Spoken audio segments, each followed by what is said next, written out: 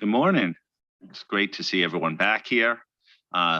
Warren, I hope you've been able to join. I see you have. We're here for day 2 of our June plenary meetings. Today's an important day in terms of our strategic discussions. We have 2 topics today: sustainability assurance and going concern. We have a lot to do on both, so I'm not going to spend a lot of time up front, but the goal today is to get real good guidance from this board about our path forward on sustainability assurance in terms of this topic, that we could go ahead and develop a project plan. If that weren't clear in the paper, Lynn will discuss that a little bit more in detail, and start our work so we could come up with a timely solution that works globally. I'll turn it over to Lynn right now, who's been spending more than a little time on this topic recently, and that's been animated in a lot of the world's discussions around it. Thank you, Tom, and good morning, everybody, and welcome to the session on sustainability, which we've got till lunchtime. I'd like to start with some thank yous, and that's to the stunning sustainability working group. We've got Diane and Isabel and Wolf, who's right down the back there, and Warren, who's in the ether up on the screen. We've got a great team of staff also working on this. Natalie, Claire, for those of you who haven't met Claire, Claire is our new sustainability person. And we've got Adriana, who is sitting there on the screen as well. Lovely to see you, Adriana. I'd also like to thank Tom and Billy and James, who have met with us on a number of occasions to talk through where we might go on this. So appreciation to the 3 of you. And we have spoken, as Tom's just alluded to a multitude of stakeholders. And that's been a mixture of everybody I've just mentioned. And in a minute, I'm going to hand to Tom to talk about some of the things he's heard in terms of that, of those strategic stakeholders. The Planning Committee for the board has recently had a discussion that maybe, rather than the chair of working groups or task forces having to present everything in sessions like this, that the staff should do part of it. So we are going to try that out today. And so it will not just be me talking. Claire is going to present as well. So Claire will present some of the session. I will do all the question and answer parts and present the final part of it. So this is a first, so it will be interesting to see how it goes, and I have complete confidence that it will work delightfully given the talent we have. So with that, Tom, do you want to talk about the strategic stakeholder messages? So thank you, Lynn, and again, thank you to everyone involved in our work. I think that things that we were most concerned about, or remain most concerned, is that we have a high quality, globally accepted assurance standard or standards as it relates to sustainability. And we want to avoid the risk of fragmentation. Some of this has to account for the fact that this is a very fast moving environment out there, that in many jurisdictions, requirements are being considered on timelines that are quite stringent from and nearing us. So one of the things we decided to do up front was, in the way of information gathering, to speak to a lot of the key stakeholders and policymakers to, 1, ensure that we got their input up front, 2, to make sure that they were aware that we were willing to act, and 3, to hopefully convince people that if we ran our process, that we would come up with a solution that they can embrace as a baseline. set of standards that could be used throughout the world. And I think that's the purpose of today, is talking about the output of it. But just to be clear, we've been meeting with key stakeholders. All of the members of the monitoring group have been met with. We have a very significant and deep interaction with IAASB. They have a couple of work streams alive. They're developing a plan. I hope that it will account for some of the work that we're doing. It's been quite a positive relationship. We've been speaking with the FSB, Financial Stability Board, and they have a timeline that they're reporting to the G20. We've informed them of our work and our proposed plans. Significant interaction from the IAASB, good staff engagement already, focused on the assurability of their standards. The European Commission, who's in the process of negotiating their directive for Europe, active coordination with, as you saw, they participated in our last meeting. They, as you know, are an official observer to this board and a member of the monitoring group. IFER and the CEAOB, who are playing a big role in advising the European Commission, as well as private sector stakeholders, investors, and practitioners. So I think we're trying to keep people as well informed as possible, also pushing the case for a global baseline standard, very much as what's happening on the reported side, to reiterate the fact, too, not to undermine the existing standards that exist, that are being used globally, that while we develop our sustainability solution, that people could still use ISA 3000, 3410 and our EER guidance that in fact provides a very strong foundation. So we don't want to undermine that. And I get a sense from those discussions that we're heading in the right place and people are getting traction. Now, one of the things I've also been pushing with these organizations is that investors and other users of sustainability reporting and financial reports will want to make sure that the left hand is talking to the right. And to the extent that we could provide a coordinated, cohesive timelines across standard setting bodies and regulatory bodies, that would be helpful. And so we're factoring into how that could actually occur, whether we need to set up a contact group among standard setters. I ask how we're going to link in with the IAASB workstream, who have been very receptive to our inputs. Natalie's been on a lot of these calls today. I don't know, Natalie, if you have anything to add to this. I'm going to have to take the whole microphone here. Is it on? There we go. I beg your pardon. Now it's on. I was, Tom, I'll come in a little bit just after Claire's done her opening comments and then just share a bit more of a deeper dive on some of those discussions. So thanks, Tom. Okay, certainly, Lynn, I leave it back to you. If people wanted to ask one or two questions on it, I'm open to it, but maybe we could wait till later as well. But the idea is that we cannot go at this alone. There's a lot of players in the ecosystem here. We have to do our work, but it must be in a coordinated fashion. We're willing to speak to anyone and everyone on the topic. This is not going to be set in an ivory tower. Thank you very much, Tom. And we will expand on the stakeholders as we go through the morning. Can we have the next slide, please? Just to set the agenda for today, you'll remember, and we'll go backwards for a second, in December we put this topic into the work plan and decided that with the momentum gathering, we needed to do something and we needed to do something urgently. I have to say, since December, the pace has only increased. There certainly hasn't been any slowing down of developments in this area. In March, we had those 4 presentations and then everybody was in breakout groups. And part of the purpose of today's session is to make sure that you are all up to date in terms of what we heard in those breakout groups and what the working group have taken away from those working groups, from those breakout groups.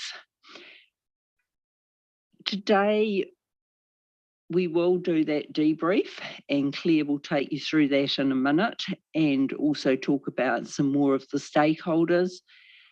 After that, I will then look at the future direction and the scoping of the project. Important is the white box up there, because we are very conscious that this work needs to fulfil the public interest, and making sure that whatever we do is timely, comprehensive, relevant, can be implemented and is understandable is absolutely vital. And that theme will run through the presentation, I hope. Tom mentioned that I would talk about the plan.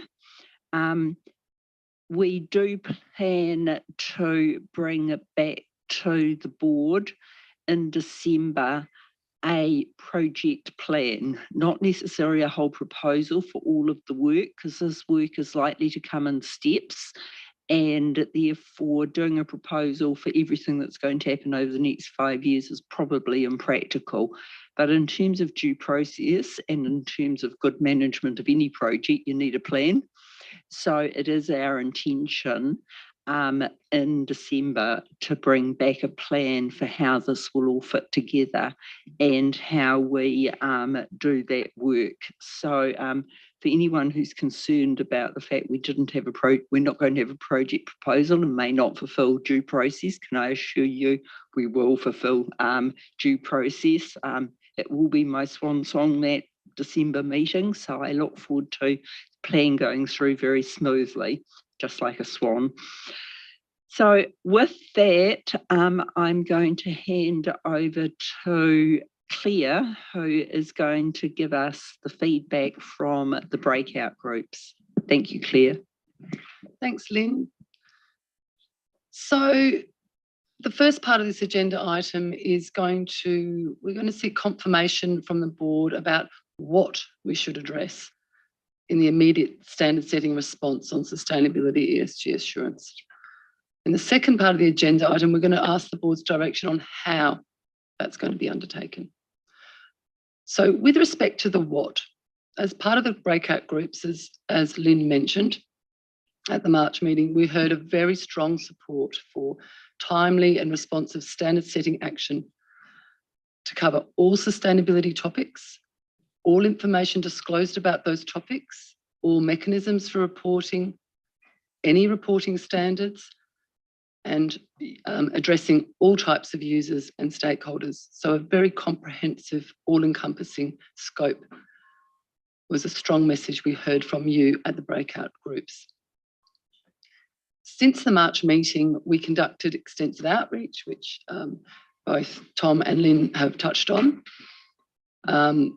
That outreach is focused on the key stakeholders, including, as Tom mentioned, policymakers, regulators, standard setters, and assurance providers. And in fact, we've just commenced a non-accountant reference group to inform development of standard setting, as well as coordinating with our own standard setters, IAASB and IAASB. We've heard overall, as I said, very strong support for this all-encompassing approach to sustainability assurance standard setting. So not only from the breakout groups, but from the outreach that we've been doing to key stakeholders. So that has reinforced the feedback that we got from you at the breakout group. I'm too far away. Oh dear. Okay, here we go. We also heard from key stakeholders a recognition of the need for the global standard setting solution to reduce fragmentation that Tom spoke about earlier.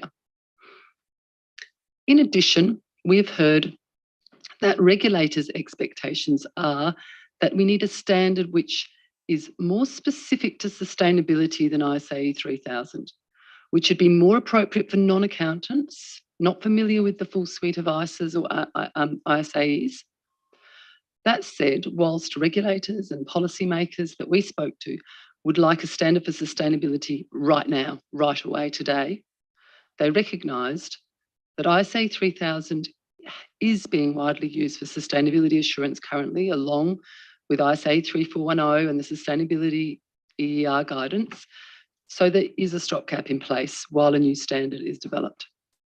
We repeatedly heard the message that stakeholders expect us to move quickly with standard setting on sustainability by leveraging IAASB's existing standards and guidance that I just mentioned, 3000, 3410, ER guidance, as well as any messaging and information we can get out of the ISAs.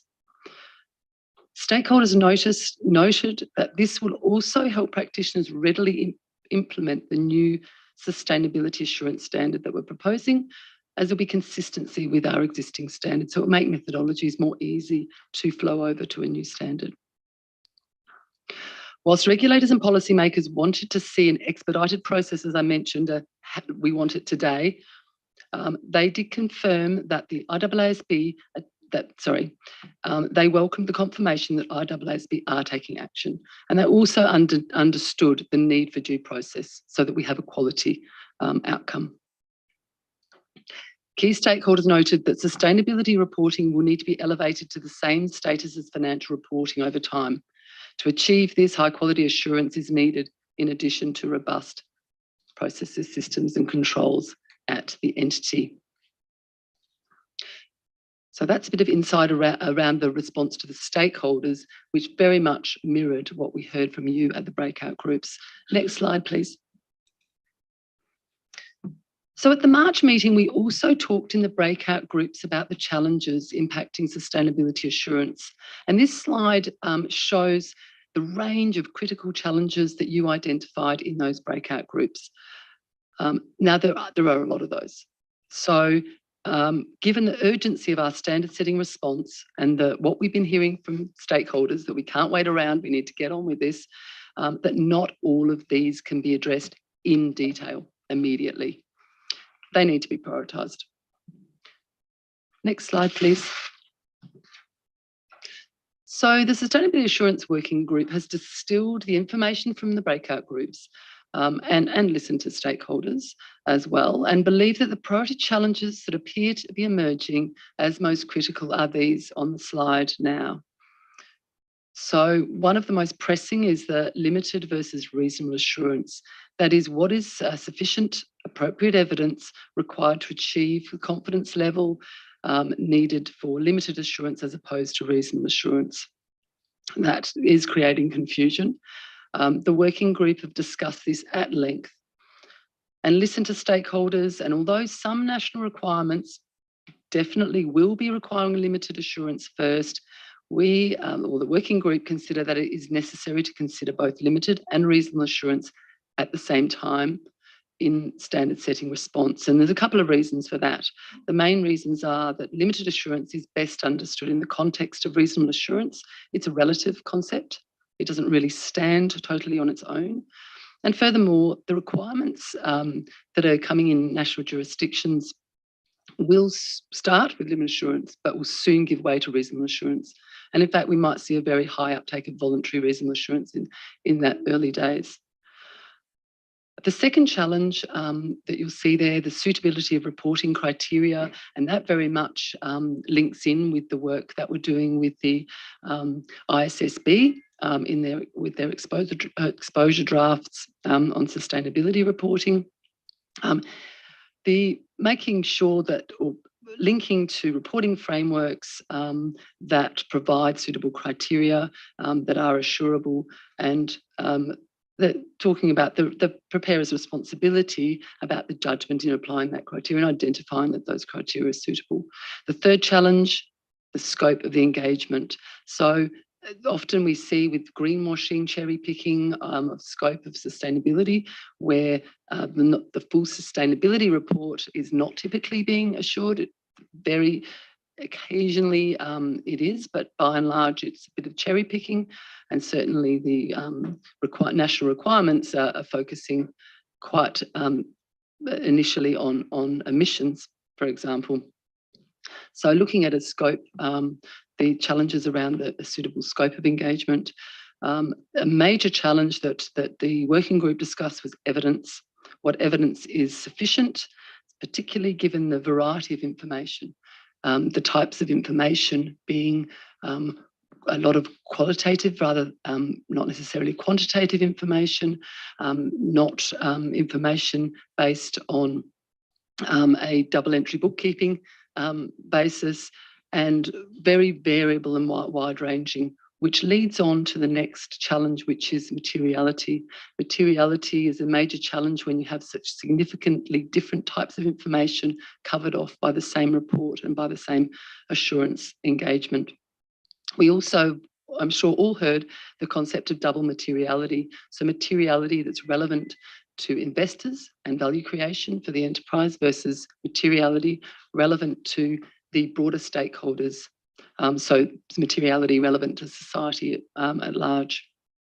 And that needs to be considered and are based on which framework is being applied, and so who is relevant to consider in the materiality assessment as an assurance practitioner.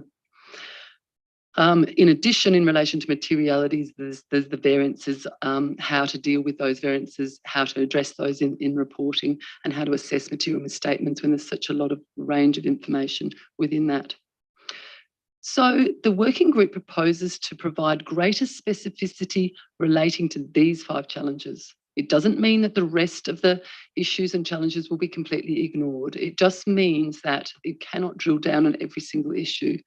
The standard that we propose, and we'll go into more detail later, would still cover the whole process of an assurance engagement, but would look very specifically at addressing these initially, and then over time we can add more and address more challenges going forward. Certainly going to have to be a very iterative process where it's not I think Tom's used the words before, it's not a set and forget scenario with this proposed project. Key stakeholders have told us that they support these priority challenges. Now, it's not to say they haven't come up with a few more challenges. It's true, they have. And Natalie, I'm going to hand over to Natalie in just a moment to talk through that. They certainly have provided their own perceptions on that, but they certainly haven't argued with those 5 challenges. So Natalie, I'll hand over to you. Thanks. There we go. Can everyone hear me? Okay. So just we've had quite a bit of interaction with a number of different stakeholders, as Tom mentioned, and we really wanted to share with you some of the feedback we've heard. With some of the stakeholders, we've had a bit more technical discussions than others. So I'm okay with not being on camera, honestly. Okay, so we just really wanted to share with you some of that feedback. So first of all, I think just what's really fundamentally driving a lot of the discussion is the consistency of quality in performing these engagements. So as much as we talk about the quality of the standards, I think the quality of the actual engagement performance is really a key issue to build that trust and confidence in assurance of sustainability reporting.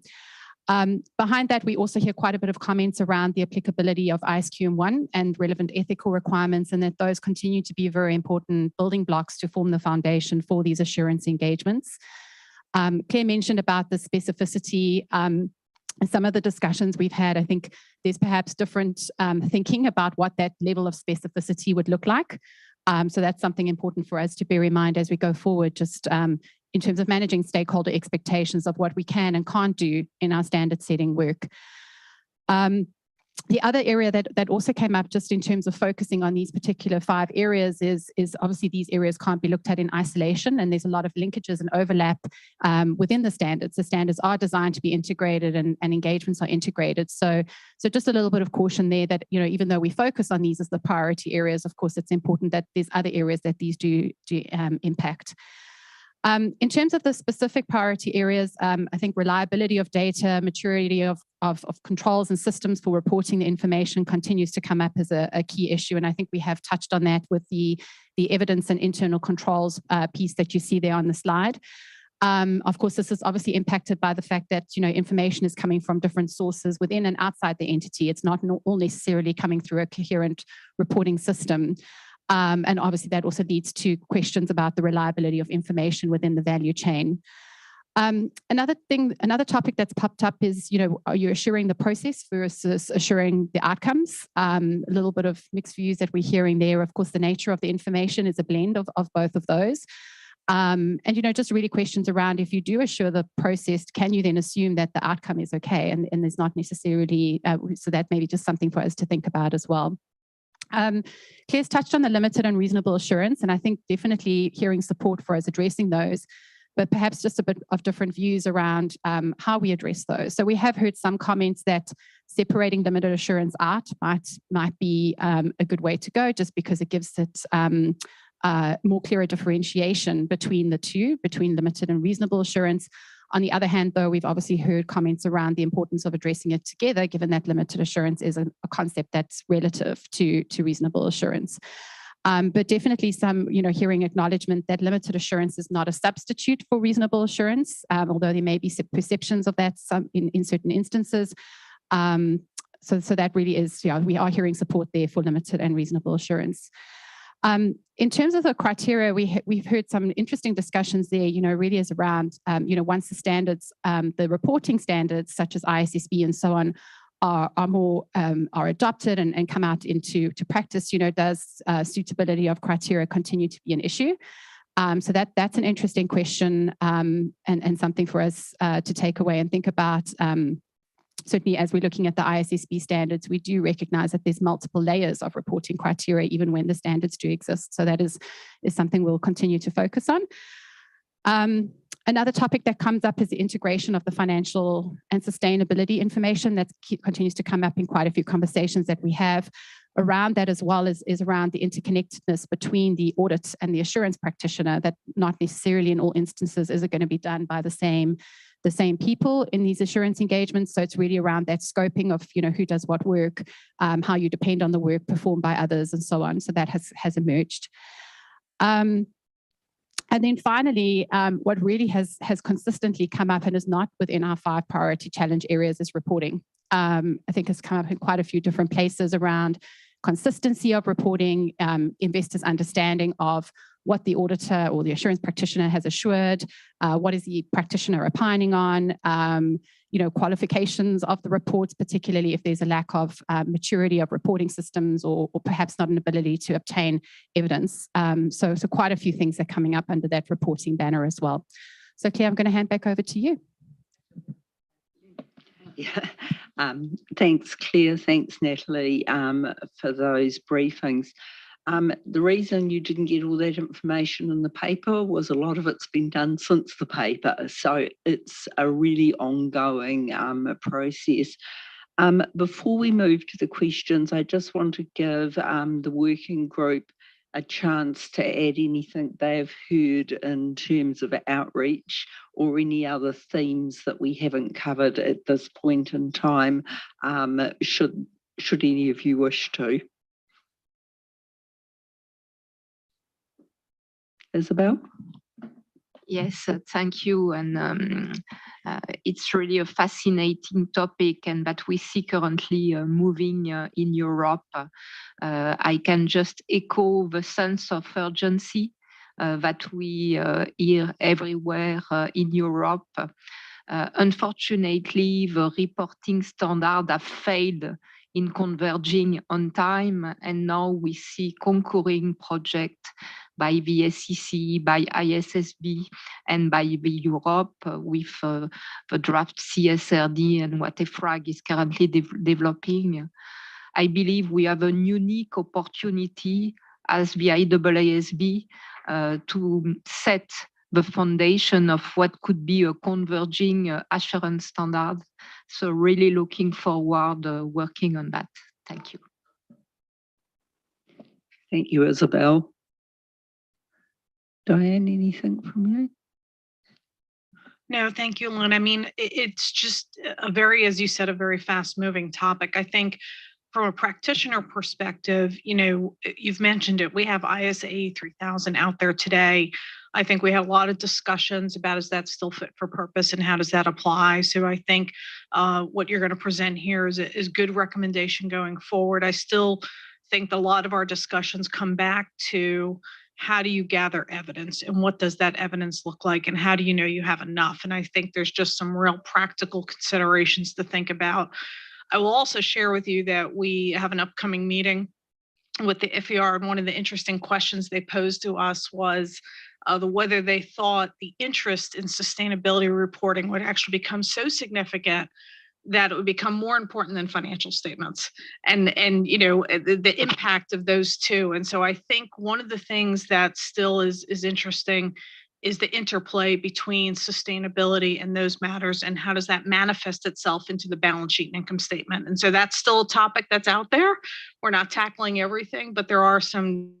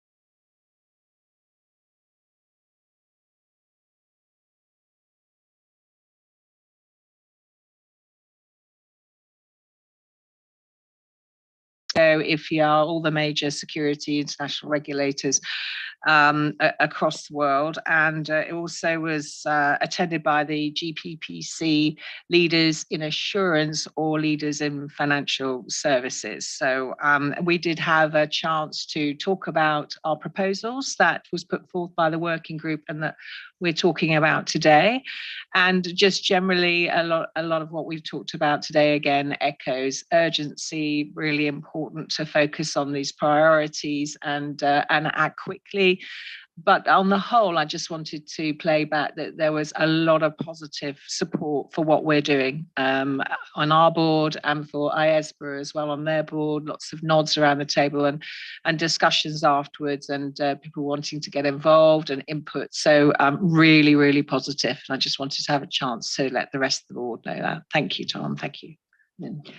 Thanks very much, Josephine. I will add one more thing from, I've been doing some presentations in the Asian region, and the conclusion there was you actually need, as accountants, to develop capability in this area, because in 10 years' time, this could well be your career. And I thought that was a really interesting conclusion. And there were thousands of people at these conferences. So a real emphasis being put on sustainability. I'd also make the comment that everything you've just heard mirrors what we heard when we did the outreach for the guidance. It's all very, very consistent. So we have some good building blocks that we can keep working from. So with that, if we can move to the next slide, please. We have 3 questions for you. The first one is, I think, a fairly obvious answer to it, but we've answered the obvious question anyway, is do you support us developing a standard for assurance on sustainability ESG reporting immediately, right now? So we'll start now with the proviso that we will be putting together a plan in parallel with that. Second question, do you support the 5 challenges that we have identified and that we will put more emphasis on being more specific as a part of the initial standard setting? Doesn't mean we'll do everything, but we will put more emphasis on those 5 challenges.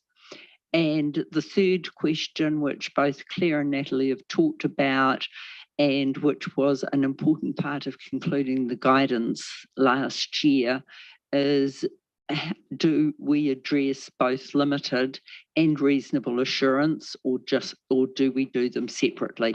You've heard the working group has a clear opinion that we believe we should do both of them, but we are also aware that there are many standards at present are talking about limited assurance. So there is an argument to just do limited as well. So those are the 3 questions. And Tom, I'll hand back to you. I suggest we take them all together. And interested in all comments and input you can provide us. Thank you. Lynn, thank you very much. One quick question for you. Do you want to answer one holistically, or do you want people to discuss the options? Because it may divert some attention. Like one is if it's yes, then we could discuss the options afterwards. Is that the idea? That's what we'll come to the options. This is purely, do we set a sustainability standard? So it's a really yes/no question, number one. And the fourth question, after I've presented on the three options, will be which option do you choose? Okay. I think that's an important clarification. So first of all, I wanted to thank Claire and Natalie for stepping to the plate. You guys did a great job. So thank you for doing that. We'll take cards now, or hands, for digital hand for Warren if he wants to, on this topic. Bill. Thanks, Keith. I don't want to go back over all of the outreach, but just to help making and look, my answer to these questions initially is yes, yes, and yes. So that's what you want to hear. But what did we gain in the outreach about knowledge of our competitors? That would help. It'll help many of the decisions we make today, I think.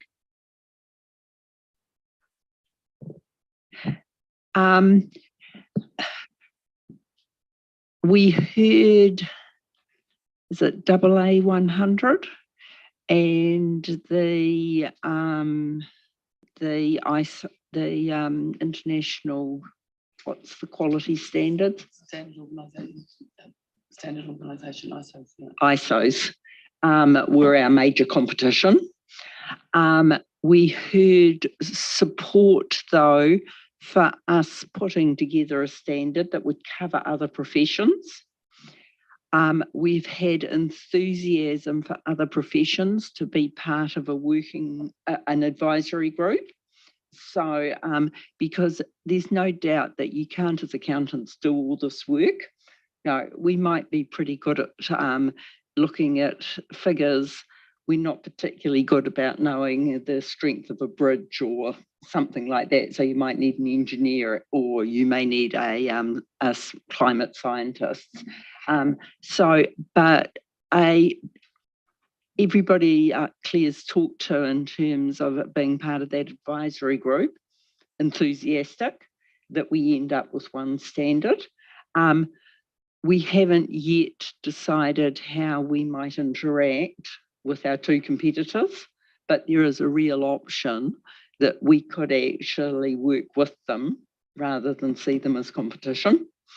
So, that's my preferred way of working, but we haven't actually progressed that. So at this point in time, yes, we have competitors, but we also have a large body of people out there that really want a standard in a timely way. Does that help, Bill? Yeah, absolutely. I mean, I think it's, I mean, I'm assuming we all have the aim of being the preeminent standard setter, and I'm just asking that question so that we can position ourselves accordingly. And there is a related question that, if I may ask, and that is, Natalie mentioned the ASA 3000 relies on quality management standards and code of ethics, and it actually has the words or other international equivalent or words to that effect. I don't know of any international equivalent. Do we know of any? I mean, are we? Is there any international equivalent to those restrictions we put on our own members? The closest I think we've got is some of the engineering quality standards and ethical standards. I think are relatively close. I'm actually talking from New Zealand experience there of talking to people. That seems the closest. But IAASB are actually starting to do some work in this area. I think they're particularly looking at greenwashing at present, but they are also looking at, if we're going to have one set of standards and we're going to have other professions as a part of this, we're actually going to have to address, as a whole body of people, both quality management and ethical standards of independence, etc. So those are further challenges that are there, not necessarily ours first, but certainly things that are going to be important down the line. And it's good that IAASB are starting to address this, and we're working and talking to them regularly.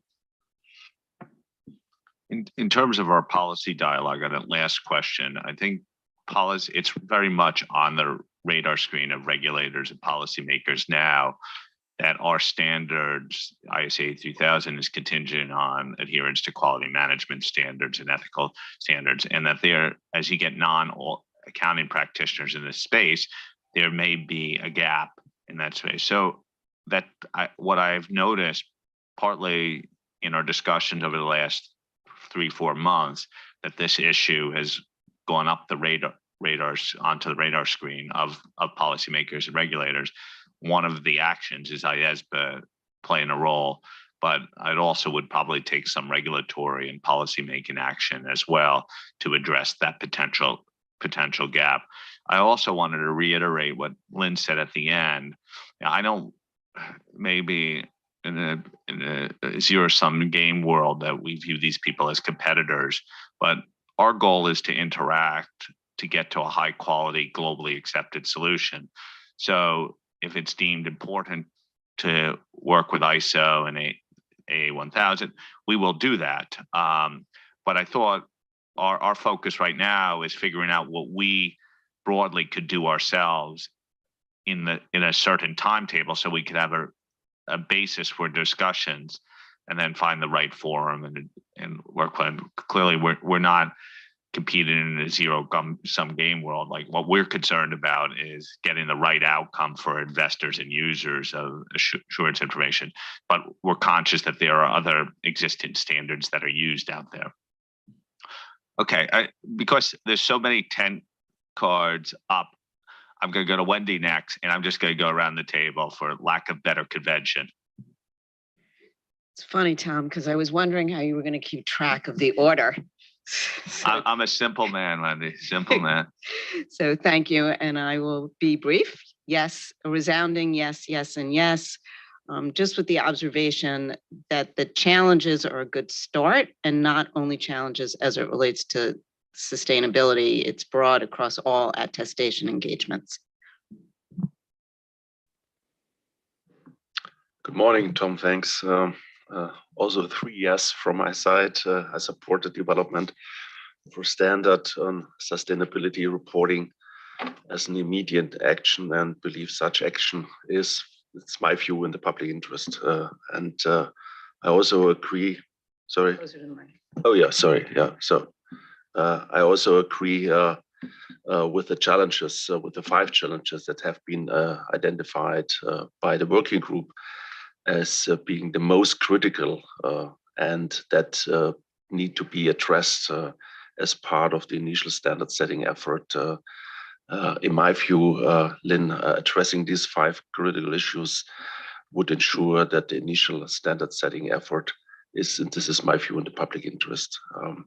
And regarding the third question, for the reasons mentioned, I strongly agree with the need to address both limited assurance and reasonable assurance initially, and therefore believe that addressing both is in the public interest. Thanks very much.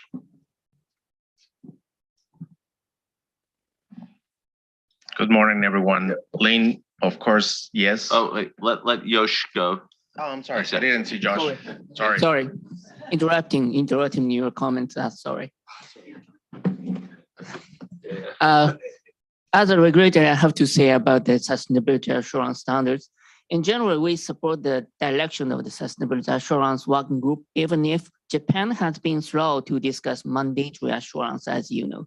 In the process of developing immediate standard, it is important to maintain transparency of the process and accountability stakeholders.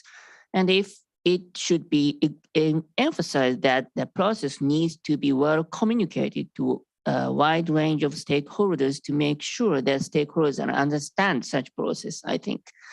And based on the ongoing practice, it is necessary to address the assurance standards in consideration of the use of standards by existing assurance providers other than accountants, as mentioned by Bill. And therefore, we believe it is necessary to invite existing assurance providers other than accountants to participate in the working group and to begin discussion as soon as possible. In addition, it is important to include the stakeholders other than assurance providers like preparers and investors and stakeholders from various geographic regions to ensure diversity, especially Japanese economic bodies is not so positive to make assurance to the sustainability information in Japan. So it is very important for the stakeholders from any areas. Thank you. That's it. Hello again. Lynn, I was saying yes, of course, to the 3 questions. Not surprises to see the 5 challenges that you identified compared to the 10 from the ER papers. I would be surprised if something else was identified, which was not really coming from the past. I guess the big challenge, I would say, is we worked like for 3.5 years with the other papers, and we struggle a lot trying to come up with answers, solutions, examples. And at the end, I think we're reaching the conclusion that nothing really happened because the items still come up in practice. So I guess a reflection is if we're going to move fast to produce a standard, which I do not really disagree, we need to keep in mind that the topic is evolving so fast that maybe by the time we come up with something, we'll need to, stand back and think if this is really helping and solving the issues of the users, because we don't want to be here 5 years from now, probably having another task force or another project which will pick up from where you ended.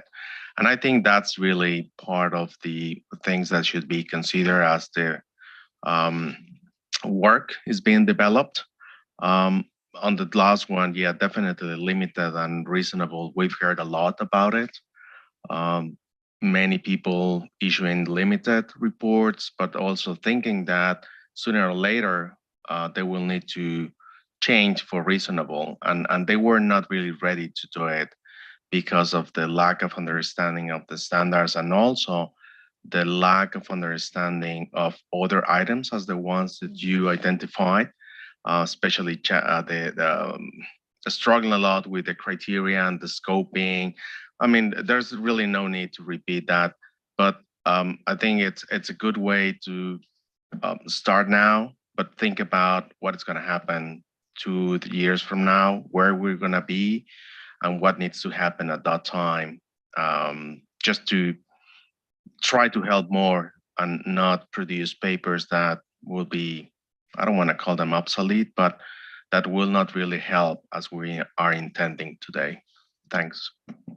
Fernando, on that point, I think it's one of the things that is driving, and I understand the points. I think they're really well taken. But we get a lot of positive feedback on the guidance that we produce. One of the things that's driving the need to standard setting is the need for the guidance to be in requirements going forward. And so I take your point that the world is evolving, and I think that's from an architecture structure. We need to create a flexible structure that can evolve and adapt. But I don't want to have the impression that the EER guidance is somehow falling short. I think partly what we're hearing is that it is valuable and should be brought into the requirements right now, because particularly in code-based countries, they can't refer to guidance. They have to refer to actual standard setting requirements. So there's an element of that there too. All the other points are well taken, but I just wanted to put that on the record. Could I just, Yeah. can I just reiterate that I've been surprised at the amount of positive feedback we've had on the guidance, and somebody described it last week as the best available globally at present. And so we see it as a really strong resource to take the good bits and put them into this, because people want something they can put in their opinion and say, I complied with this sustainability standard. And large parts of the guidance will go through into that standard. So I don't think we in any way had nugatory effort. I think it's actually a really rich resource for us to use going forward. Okay, thank you. Kai? Thank you.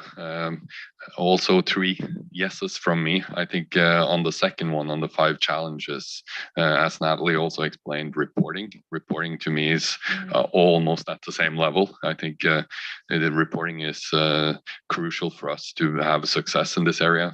So it's really important to keep that in mind, that the report is clear on what we provide assurance on, and also done in a manner that the readers understand the context. Thanks. Thank you. Thanks, Lynn and the team. Also 3 yeses from me. It's very much support the direction you're talking about. The clarification on the project plan was really helpful. The timeliness comes through.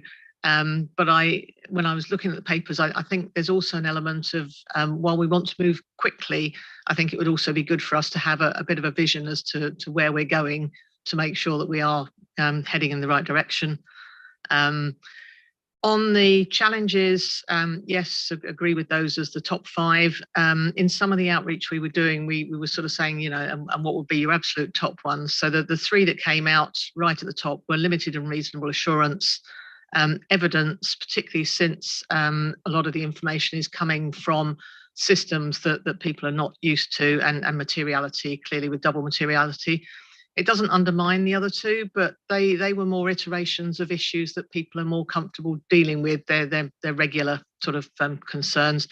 But there was something in one of the presentations we had which was referencing fraud risk, and as you were talking about how this might be the future, I just wonder whether fraud risk we should be very conscious of, whether it comes up in relation to the limited or reasonable assurance or what have you. But the greenwashing, the pressure on people, the fact it's all new, it makes the fraud so important.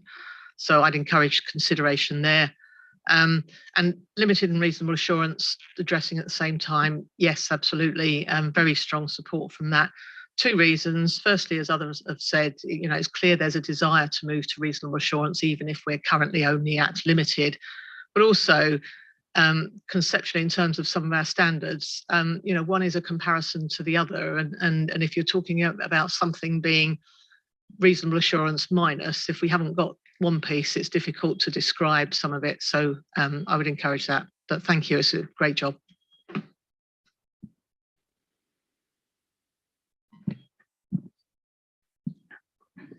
Good morning, everybody. Thank you very much, Lee and your team. On question 1, yes, I support.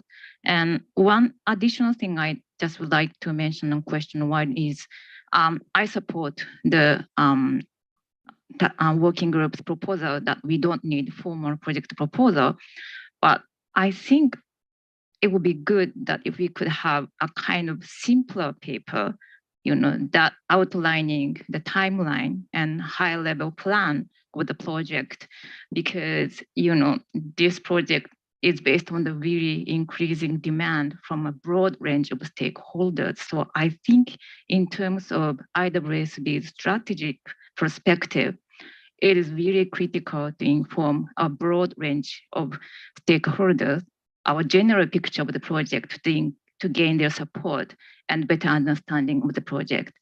And on question 2, I support 5 challenges really key.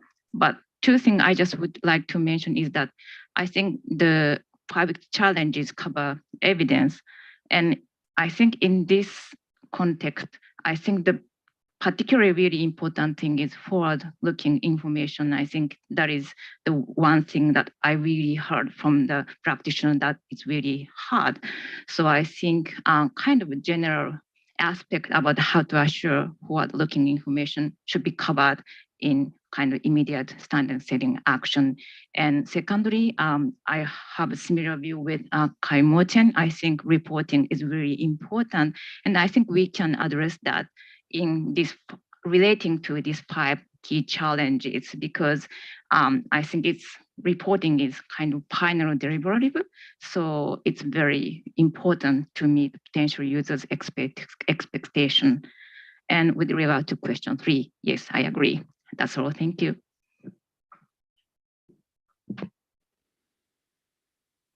Thank you. I think the Natalie and Claire and Lynn, your presentation are very helpful. I think provided a lot of information I was struggling with while I was reading the paper. I just want to say I'm very supportive of the project. Like many of you at this table, I've done a number of outreach and listened to many webinars and participate in some of the webinars. I think a lot of consistent messages, but one thing I thought would be, I had a chance to speak to a number of institutional investors with a question about assurance and standards and who should be doing the assurance. I thought, I think in addition to ethical requirement and system quality management, some things I heard was also kind of highlight the role we play is the public interest mandate of the profession. Other profession might be doing it, but they don't explicitly talk about public interest. The other one is the investment made by the profession, not just about the resources and expertise, but also our profession is subject to rigorous regulatory oversight. I think that's something actually brings the credibility in terms of the standards we put out, but also the service we provide. The 3 questions are clearly very strong yes. On the challenges, agree on the 5. But I think as Natalie talked about, the challenges are interlinked. I think if you look at evidence, forward information, fraud, internal control. So I think agree, this is out of 5 we tackle, but I think for external communication, when we talk to a stakeholder, we realize that challenges. So as we progress this project, we'll consider the interlinkages and how we can address our challenges. I think that'll be very helpful. And overall, very supportive. And just want to reemphasize, I think Tom said it. I had a chance to communicate with one of the national standard setter yesterday. It was the EER guidance. I think looking forward to have EER in the standards, because it's so helpful in terms of the guidance, the amount of, I guess, due process, the discussion we had on the board in the last 3 years. I think since the timeliness, I think I'm really looking forward to bring some authoritativeness into the standards from the EER document we put out. Thank you.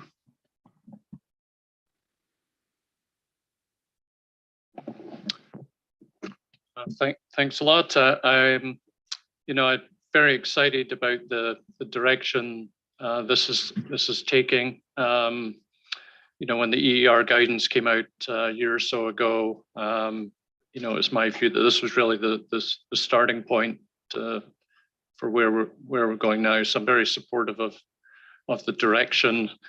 So my answers are yes, yes, and yes to the 3 questions. On question 1, like others, when my stakeholders were reading about not doing a project proposal, there was a fair bit of anxiety about that. They were worried that a plan might not be deep enough to get into or to explain enough about this sort of what's going to be covered and when it's going to be covered and how it's going to be covered. And so, I know some people are saying perhaps it should be a high level for stakeholders. At the same time, I think we need to have at least something that the board can really understand what's going to come and when it's going to come. So, and of course, comply with the due process. On question 2, very supportive of the 5 challenges. Everybody came up with another 5, 10, 15 challenges whenever you asked. I think the one that's certainly becoming more interesting in my jurisdiction, and Diane touched on it briefly, is just around the sustainability information in the financial statements or in other different documents that are parts of regulatory filings. And we may not need to deal with that directly in the standard itself, but I think that we should bear in mind that that's going to become more prevalent and more prominent of an issue for practitioners sooner rather than later. So I wouldn't ignore that one. And on nice music, question 3. It's like being at the Oscars. Yeah, your time's up. Limited and reasonable assurance. Yes, I agree. Thank you.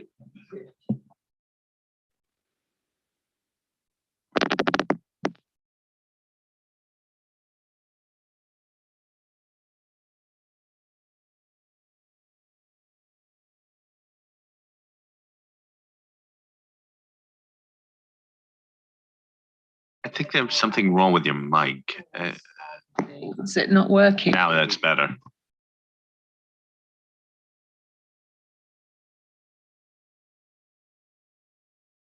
The mic is, why don't you use the manual? Oh, the karaoke mic. Okay, so very excited about the direction, agree with the development. I do, though, think from the board's perspective, we do need to understand your thoughts on the architecture in order to be completely clear about how we're going to address the challenges going forward and how we're going to cover this.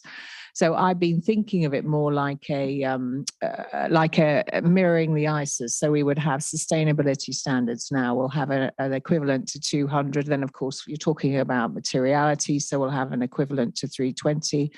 And I recognize that does have its own challenges as you're developing the other ones, but we have our fantastic EER guidance to support us in the meantime. If you have one big standard, then, as soon as you open that for we're just going to adjust it for this particular challenge we didn't deal with, then you might have scope creep. Everybody likes to just fiddle a little bit about with other bits and pieces. So it's just in order to keep really focused, let's understand that architecture and let's make sure we understand that, not understand it, but try to avoid scope creep every time we are going through new process. In terms of question 2, I absolutely agree with the challenges put forward. I was a little bit concerned that the paper seemed to slip in internal controls with evidence when, in fact, internal controls is such a critical part of that risk assessment piece in a reasonable assurance engagement. We might want to actually just pull it out and give it its own emphasis, because if it's being covered, it's being covered. I agree with Sue completely about the risk of management bias. And greenwashing obviously is the top term at the moment, but there are other ways that management bias can creep into this reporting, and it's not just greenwashing. So I do think that's important. I'm not quite sure we can park the integration of sustainability ESG information with management's assertions in the financial statements. I think we can do something about it that's outside the standard. We could look at our climate risk staff alert and update that perhaps as we're developing this architecture and looking at the integration of that information. And that could be a side project that other board members and TAs could support. But I think you're not saying ignore it, but I think it's so critical, and it's such an issue at the moment in terms of users' understandability of the financial statements and the annual report, and being able to navigate through both of those documents, assuming they're both documents, and working out where the information is and how it all ties together. That's a real challenge for practitioners now. It's a real challenge for users. So let's not just park it. Let's think of another solution in the meantime.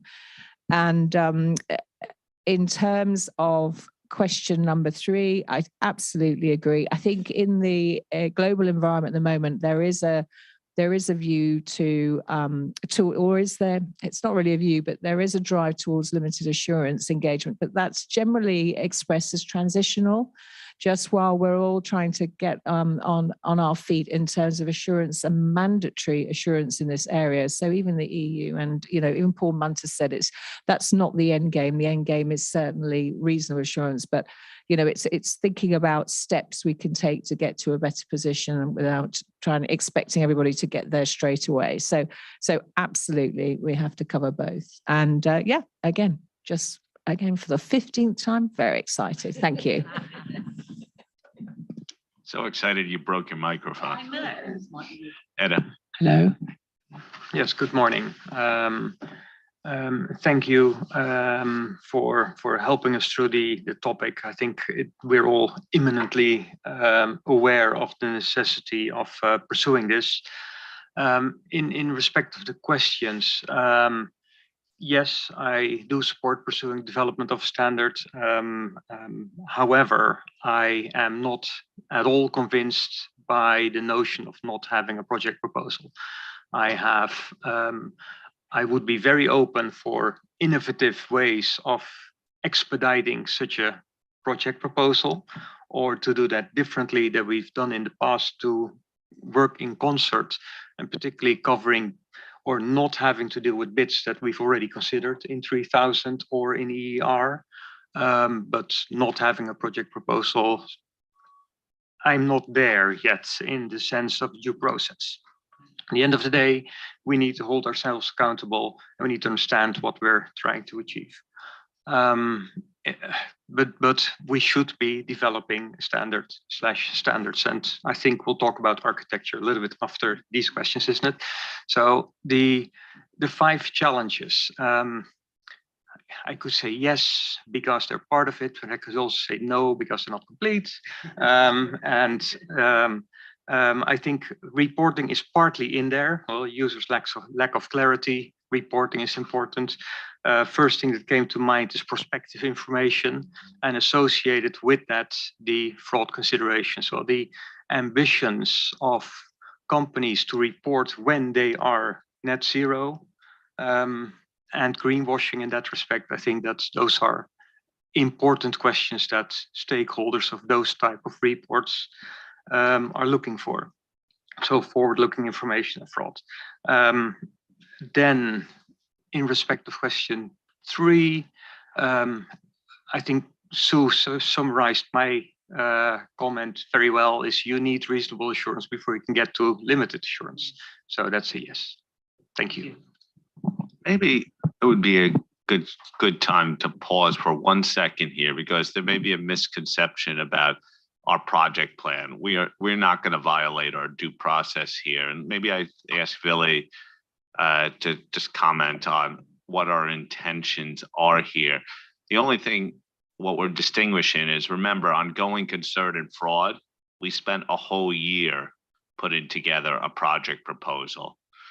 If we waited a whole year putting a project proposal together, the world will have moved on from our standard. So we just want to explain sort of what we have in mind right now. Philly?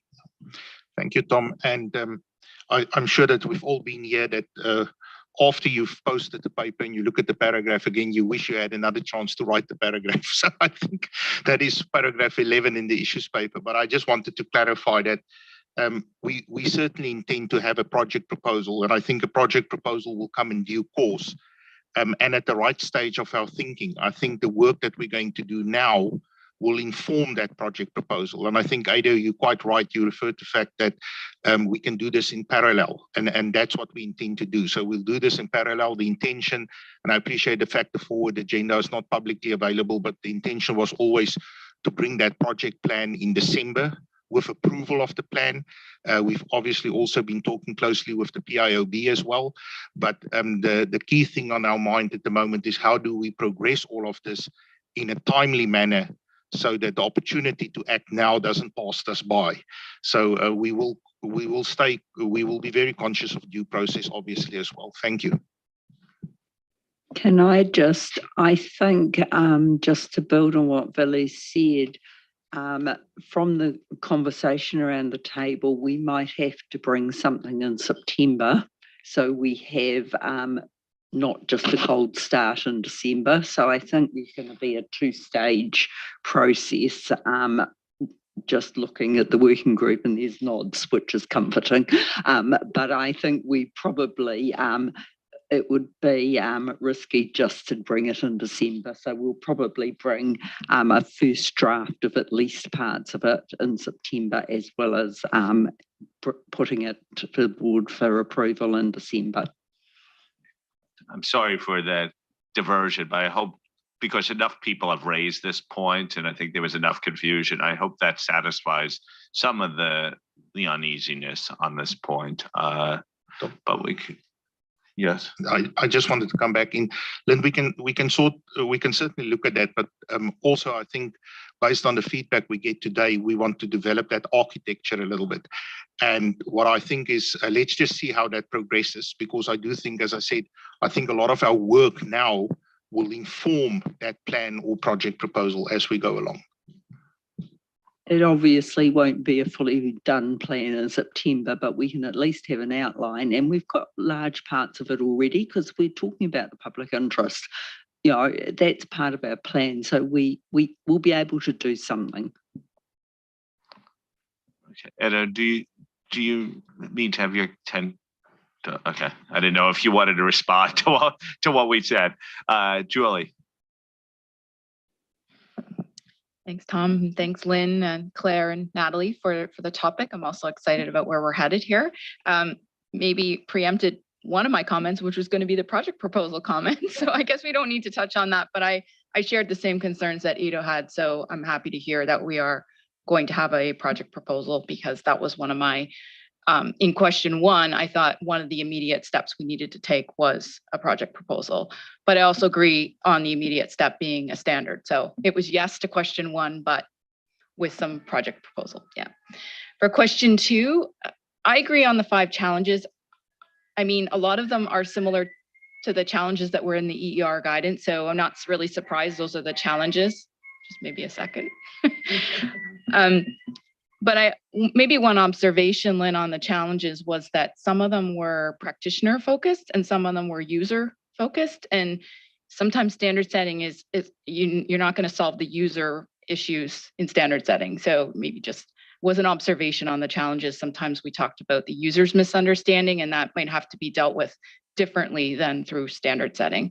And some of the other items that have been brought up today on management bias and fraud and reporting, I also think are valid.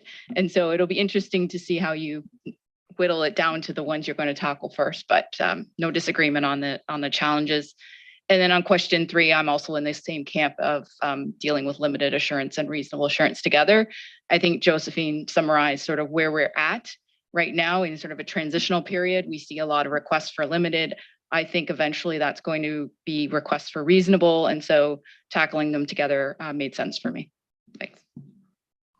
Thank you, John. Thank you, Tom, and good morning, colleagues. The beauty of coming last is everything that needs to be said has been said. So I'll just say that I agree strongly with comments made by colleagues. I'll just make a few quick points. So I think the introductory comments made by Natalie, by Claire, and Tom and Lynn, those are really, really helpful because it gives us a very strong assurance that we have a very excellent handle on the issue. So that's really reassuring to hear. On the 3 points that are up here, the first one, I was going to talk about a project proposal as well. I support the agile approach that we are taking, the innovative approach. I'm very keen to see where we get to. I think we still need to have that vision and that accountability. One other thing about the ER, while I've heard a lot of comments about how excellent, how helpful it is that it's trying a little bit to be everything to everyone. So I think the specificity that is needed to support the work is important. So I think that leads to the second point about the challenges, which I agree to as well.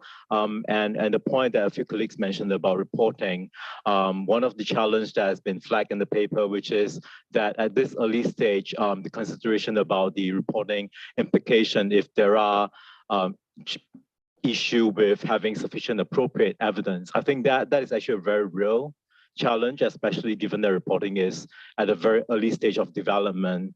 So I want to thank Bill for the first question he raised, because I was going to raise the same thing about the coordination with other standard setters, the partnership and alignment.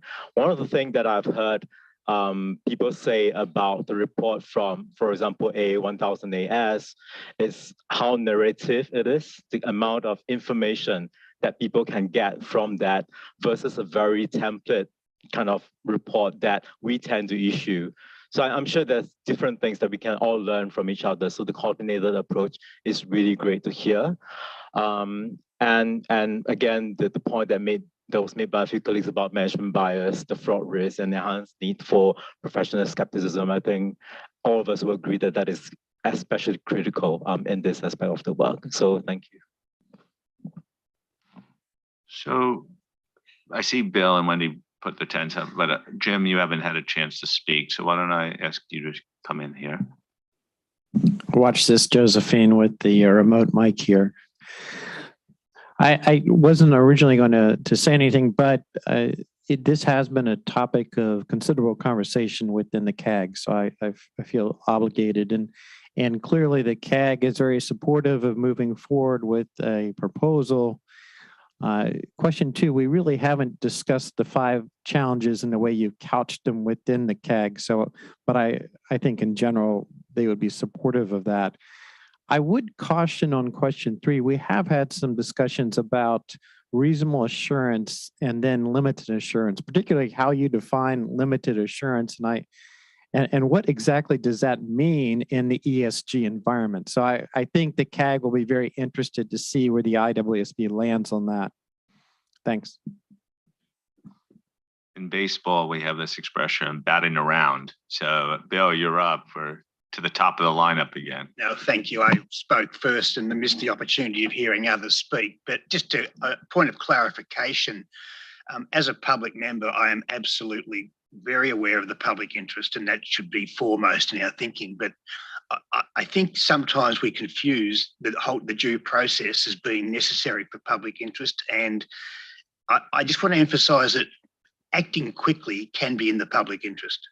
We don't have to be slow and steady necessarily where there is, and I think you've spoken already, Tom, about this, the need for sort of a 2-tier setting of standards. That we need to move. I think everyone's agreeing we need to move pretty quickly on this. And I just would like to get your points on project proposal and project plan and so forth, but we are going to have to take something out or take some changes to our process to be able to act quickly. Thank you, Bill. Wendy? All right, thank you, Tom. I'm going to close down the circle. I just wanted to apologize because I didn't thank you, Lynn, and your team when I spoke. I was a little too brief. Claire and Natalie, I thought that was great. We got a lot of good information and was really helpful to inform the discussion. The other thing I wanted to mention is I thought in the introduction, when you talked about the confusion on the project proposal, that we were taking that off the table for discussion. So I just wanted to say I did agree that we needed a project proposal, a project plan, whatever we want to call it, and certainly to innovate the way that we've done those things in the past. Thank you. Hi. I would support what you have mentioned. I strongly agree also from the view of a public member that in the trade-off between having a due process with project proposals and to act very quickly, I would strongly prefer to act very quickly in this case. Thank you. I think we've hit term. I have not commented yet, so clearly questions 1, 2, and 3 are yes in my mind. The only one issue, and it was been raised before, and I think Claire touched on it. I do think we're going to have to address the reporting issue up front. It just is so pervasive in all of my regulatory conversations and with the GPPC and others that I think we do it. That doesn't necessarily mean it has to be a requirement. I think we could think about how we deal with it. And I'll leave that to the working group and staff to figure that out. But I think we'd be tough to miss it entirely in the first batch. The only other thing I said is I think we could balance the mix of providing enough transparency and accountability to our stakeholders through some type of project or work plan on this topic and our due process requirements without slowing us down. What I don't want is a bureaucratic process that takes a year that slows the standard setting down. And I think that is, people have embraced the concept of being agile on this. And I have full faith in the working group to put something together that meets the due process needs without slowing the standard setting down. So thank you for your excellent work. Lynn, back to you.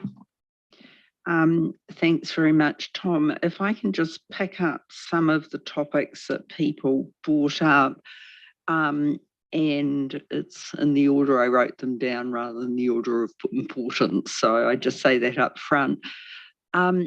One of the issues we are hearing about limited assurance is people having a concern that it goes across a spectrum and can't we fix it at a spot? And I just put that out there so it's not new when we bring it back in September, because that ain't easy. And it's going to be, I don't think it's possible, but obviously there is an expectation out there that we are somehow going to solve that issue. On reporting, the 3000 and the guidance have extensive work on reporting, and I'm not sure that I could think of anything you'd add to that reporting. So whilst I understand it's a challenge, I also know it's one of the areas that's extremely well covered in 3000 and the guidance. So I hear people wanting to add reporting, but when we're prioritising resources, we have to go to where the biggest needs are, and I just put that on the table. Fraud, yes, it's certainly chairing the fraud task force, is we actually are starting to weave some examples into 240 that cross across, which is interesting that it's starting to, so we've got 240, we've got this new standard, and we've also got what IAASB is doing in this area. So it's a real area of not only thinking whether we do that, and we will take it to the task force, but to the working group, sorry, but it's a coordination matter as well. Financials is something we keep talking about because I think this is the one challenge that will come up very quickly and we will have to deal with it. And Josephine, I liked your ideas of let's do something in terms of some non-authoritative or something in the meantime, because it's not going to go away, that particular issue. The architecture we're going to come to, but Josephine, that was what you described as what we're thinking of, which was comforting. And Julie, in terms of the users, when you look at the two challenges around suitable criteria and scope, they're largely user ones. So we are going to have a balance between assurers and users within those challenges, and making sure we stay in the right part of the scoping is important. And I think, Chung-Wei, you used the word specificity, and one of the things we're going to have to do as we move towards a standard is take the general that is in 3000 and in the guidance and make it specific to sustainability. So it's a thought that I'd like everybody to keep, is, as we work through the next stages, are we being specific enough? Because we are hearing a very strong desire from people that they want a specific standard based using sustainability. So those were just the issues, and I wanted to pick up, but very valuable discussion and a very full discussion. So I'm very grateful to everybody for your contributions and for your enormous support. I don't think I've ever sat around this board table and had a universal yeses to 3 lots of questions. So thank you all so much. Very grateful.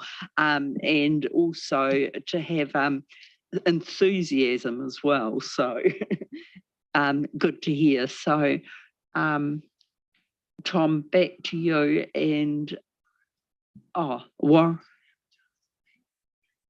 wonder if I should give Warren, is there anything you'd like to add, given? No, he's fine. Excellent. I think you've done brilliantly. Thank you, Tom. Edo, do you have your 10 card on? Yeah, maybe one last comment on the specificity, and whilst I don't disagree, so fully agree with you that users do want specificity, there's a trade-off between the timeliness and the specificity. So I would caution you to be overly specific at the detriment of the speediness. That's a good thought, seed to plan for our next round of discussion a little bit. So first of all, thank you very much for your participation in this first session. The fact that we've gotten to such a good point shows you how much work has been done and evidence gathering really has occurred through a significant amount of outreach. You look at our outreach report in Agenda Paper 1, I think probably half of it relates to some form of sustainability effort. So we've tried to be evidence-based, and I feel like there's a good bit of confidence in where we reach because we've done so much outreach in the lead up to this, and we have the benefit of the EER due process sort of in recent times. So we're going to take a break right now. If I can indulge you, I know we had a half an hour break. My only concern is we just have an hour for the next topic, and it may take a little bit more time. So could we take a 20-minute break and reconvene at 10 minutes to the hour? Because I want to make sure we have adequate time to talk about some important design choices going forward. So reconvene at 10 to the hour.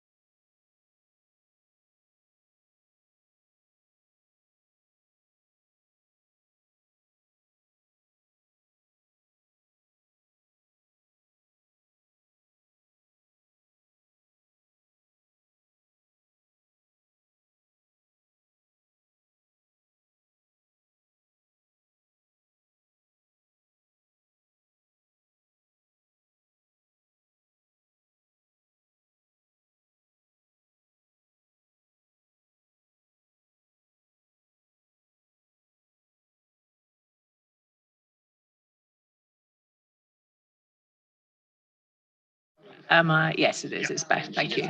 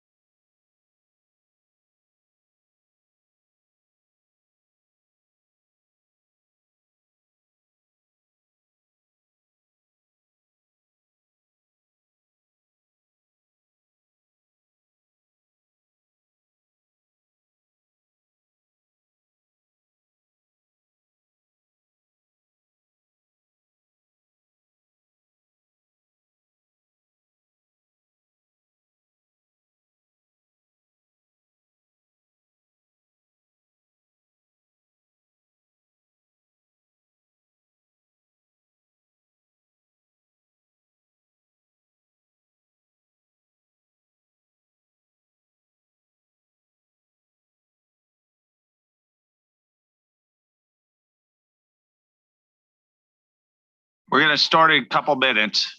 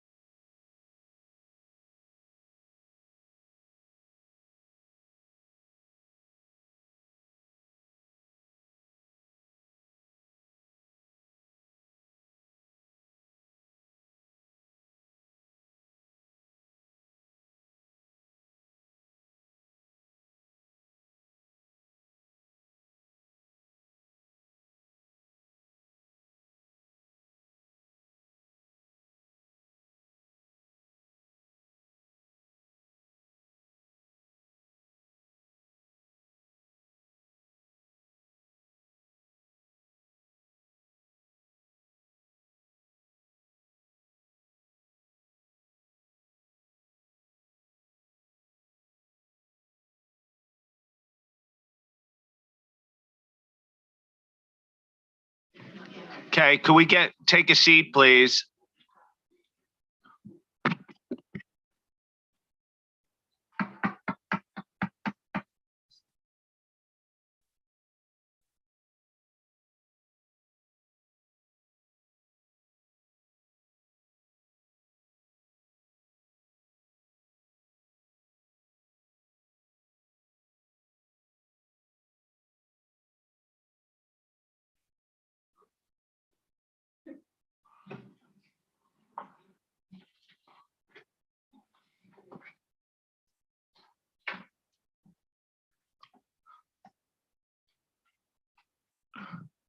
Okay.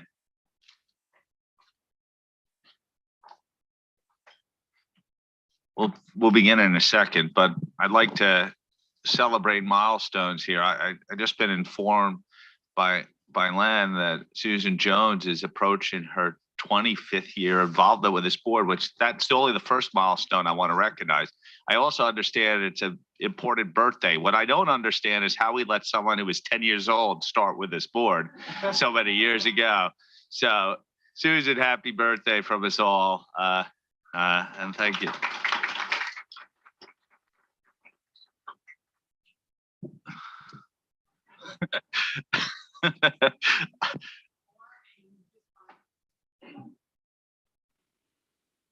Okay. Lynn, I'll give you a little bit of moment. I caught you at the wrong moment here, but we had a really good discussion. It leads us up to what will become question 4. Speaking of architecture here, and I look forward to this element of the discussion, because having answered yes unanimously on the first 3 questions, we now need to know how we deal with the yeses. So this is our big next step. So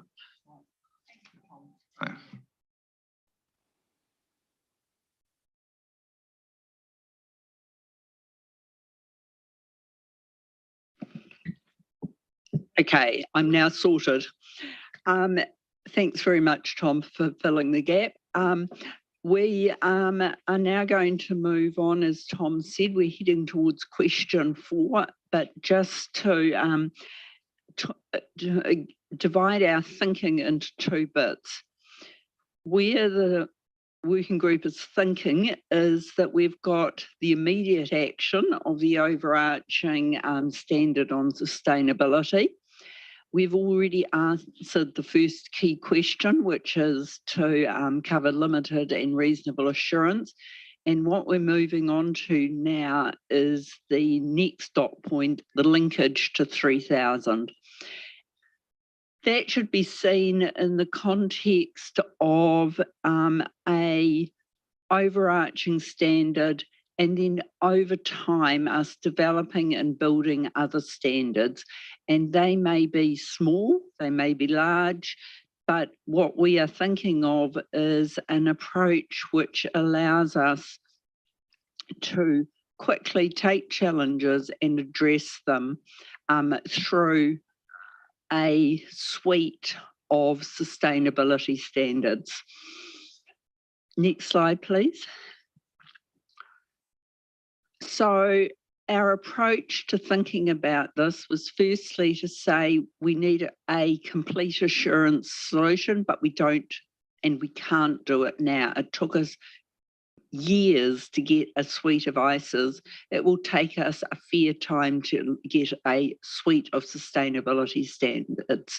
So whilst we're looking for a complete assurance solution, it is not going to be complete at this point in time. As Claire talked about, we're going to, in developing the standard, look at all topics, all information, all reporting mechanisms, and that overarching need for urgency is apparent to all of us. But we do start with a good suite of information that we can use. We've got 3,000, the umbrella standard. We've got 3,400. We've got the guidelines we've already talked about. And we know that people use the ISAs when they need anything to fill the gaps. So that's just a recap on where we're at. Next slide, please. Like all good auditors, we decided we needed some kind of framework or analytical framework to determine what was the best way forward. And we decided to use the public interest framework. Whilst there are 11 factors in that framework, we have chosen for the analytical purposes 5 of them. First one, timeliness. Second one, relevance. Third one, comprehensiveness. Fourth one, understandability. And the 10th one, implementability, which we accept isn't a real word. But those are the ones that we think are particularly relevant and particularly important. And in terms of thinking about a project plan, or a project proposal, those would form the basis of us making this decision using those criteria. Next slide, please. So the crux of the discussion here is us determining how we link to 3,000 in preparing the overarching strategy. And we accept there are more options than this, but we have identified 3 options.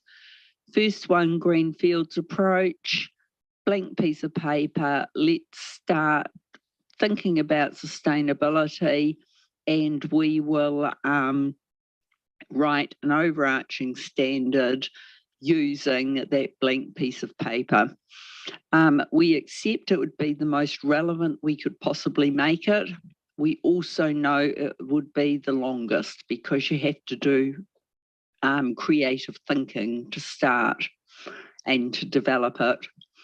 So that's the first option. It's not the one we prefer.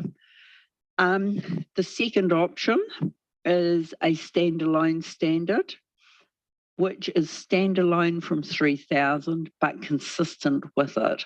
So it takes the elements of 3,000 that are relevant, but it is a standalone, and it doesn't require you to say you comply with 3,000 and the sustainability standard. That is the option that the working group prefers. In terms of the analytics, there's a margin, it's not a large margin, between that and option 3. Option 3 is taking 3,000 and determining what additional requirements we need. So it's a plus system, and it would therefore end up with reporting of compliance with 3,000 and the sustainability standard. It would be the quickest one to do, but we believe that option 2 would be more relevant and understandable. So and this is important because the starting point for the standard will help us determine the direction and how we put it together. So this is a very critical decision about which way we go in terms of starting this project, because from here on, we will be starting to write the standalone standard. The standard. Next slide, please. So that brings us to question 4, and I know I've gone through that very quickly, but it's all set out in the paper as well in more detail than I've talked about. And we have, in terms of the questions, the first one is, do you agree with our setting immediate actions and possible future actions in developing the approach? We've been neutral in terms of that question. I just want to reiterate that the working group are into option 2, believe option 2 is the preferred way forward. And then we have the standard question, is there any other matters that we should be thinking about in developing that standard? So Tom, that's a very quick recap of what's in the paper. I know everybody's read the paper, so I hand it back to you to take questions on 4. Thank you. Thank you very much. Okay, we're going to turn to question 4. I'm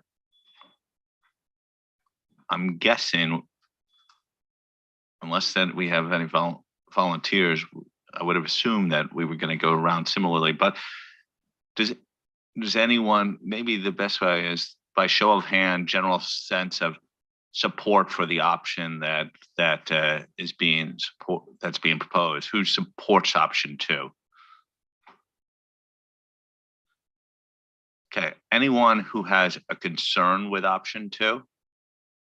Okay, why don't I have the concerns come up and then we can respond to that. We've seen the case for 2, and then maybe have some interaction here. Eric, are you going first?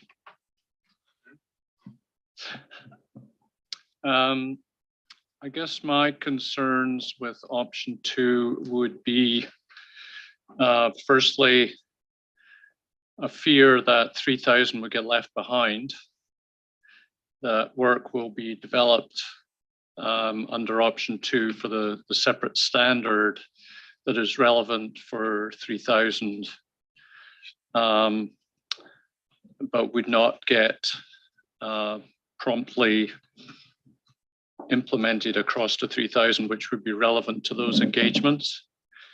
Also people are using 3,000 today for these engagements. It seems to me more complicated to transition to a completely new standard rather than working from one that's already founded on 3,000. I don't see, I guess the third point would be, I think there's a view that the auditor needs to report in accordance with the new standard, and I think you can still do that under the other options. So I don't see that as a particular advantage of the second option. So although wasn't I can live with either option, but I found option 3 was a more had more benefits than disadvantages compared to option 2. Okay, so not virulent opposition, you just take a slightly different sense of the weighting here in terms of your concerns about effectively maybe orphaning 3,000. Okay, let's have those points. Shall we? I saw you were about to raise your hand. I'd love to hear your. Thanks, Tom. Similar to Eric, and I guess maybe is because I'm not entirely sure how it's going to be like, because it doesn't sound like we're saying, you're not going to use 3,000 as a framework. I mean, it is very high level, it's principle based. So I just maybe can't see the deviation from 3,000. So maybe we're just talking about decoupling, but I'm just concerned, maybe like what Eric say about 3,000 being left behind. And Tom, I think in your opening remarks, you did make mention of this as well, making sure that the suite of standards that we have are sort of brought along or something along that line. So maybe it's just me being unclear about how this is exactly going to work, because 3,000 being principle based and so on, I just can't see how an assurance framework is going to be quite different from what 3,000 is. And to me, it's just building on what we have which is currently in existence and which practitioners have been using for a while now. Okay, we're absorbing these comments. I think there are mitigants to the concerns, but I want to hear from others too. First, Kai. Thanks, Tom. What I want to express is that I can support the development of a standalone standard. I see three conditions from my public interest point of view. Should I express them now or later? Maybe we'll get to later. I'm trying to get some of the concerns about pursuing option 2 as opposed to option 3. Yeah. I think no one's advocating for the Greenfield approach right now. Okay, so now we're talking about the balance. Remember, the working group had a close balance here too. So I'm encouraging the area of these views. Wendy. Thank you, Tom. So similar concerns expressed by Eric and Chung-Wei, and actually wasn't quite sure on option 2 how it could not be compliant with 3,000. So especially since all of the engagements now are being done under 3,000. So that was confusing, and then how it would continue to be relevant, how would it be updated? My other concern with 2 is what Fernando brought up in terms of going down this path, and it's a slight twist on what he brought up, but going down this path and then lots of new information or new facts or whatever it is comes in a very short period of time, because we know how quickly this has been moving now. So would it really be better to focus on building blocks? Because the feedback that I've heard overall in many different ways, and you guys have done way more reach out, is that 3,000 is not broken. So those are immediate observations and why I would favor option 3, which I still have some caveats on that too. Okay, well, Julie. Thanks, Tom. And I'm firmly in option 3. I don't think 3,000 is broken. In fact, we're using it today. I think the combination of 3,000, and I'll use an example with 3410 works. I think it's branded. I think people understand it's GHG. It's called out as such in the report. So I guess some of the reasons for not pursuing the 3,000 approach didn't ring as strongly for me. I also am concerned that we're going to cover similar concepts that are in 3,000 in this new standard, and there can be very much confusion about what that means. So the fact that we're going to cover limited assurance and reasonable assurance over here in a separate standard where they're covered in 3,000 and potentially not that well understood even under 3,000 today concerns me that there's going to be potentially more of an expectation gap. It's going to have 2 things that sort of look and feel like they're similar, but they're not. And so I guess I take the points in the paper about the benefits, but I wasn't in the camp of saying option 2 for me at this point was my preferred option. There were some, I think you've covered it, but there were some points in the paper that said option 3 might also be more available to practitioners that are maybe going to start doing these types of engagements or are, who knows in the future. And I do get concerned that that might be taken as if you don't need to comply with the quality management standards and the code of ethics. And that's what our standards are based on. And those are the principles of our standards. So I got a little bit concerned that we might go down that path, but I think we could probably mitigate that, but that was another point in my consideration around option 3. Edo? Yes, and I thank you, Tom. And the concerns that have been raised, I would echo. Regardless, I was in option 2 for also for the timeliness, but in recognition of these issues, because 3000 is not broken, and we can't do something here in maybe a 4000 series that's going to break 3000. So there needs to be a look back at whether we continuously need to align if new concepts come up or are being introduced.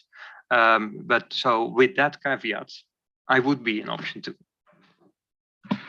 Thank you, Ada. I think that you're sort of getting to the thrust of the discussion I wanted. I think the real concerns, I think the working group found them, but I do believe there's mitigants here. And part of what probably informed the working group is some of our discussion with stakeholders about the need for a specific sustainability branded standard, particularly amongst the regulatory community.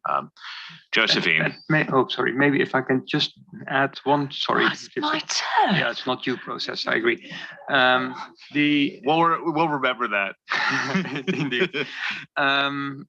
Also, in the current requirements by certain regulators, they still refer to 3000. So that's also something that we need to be cognizant of as we transition.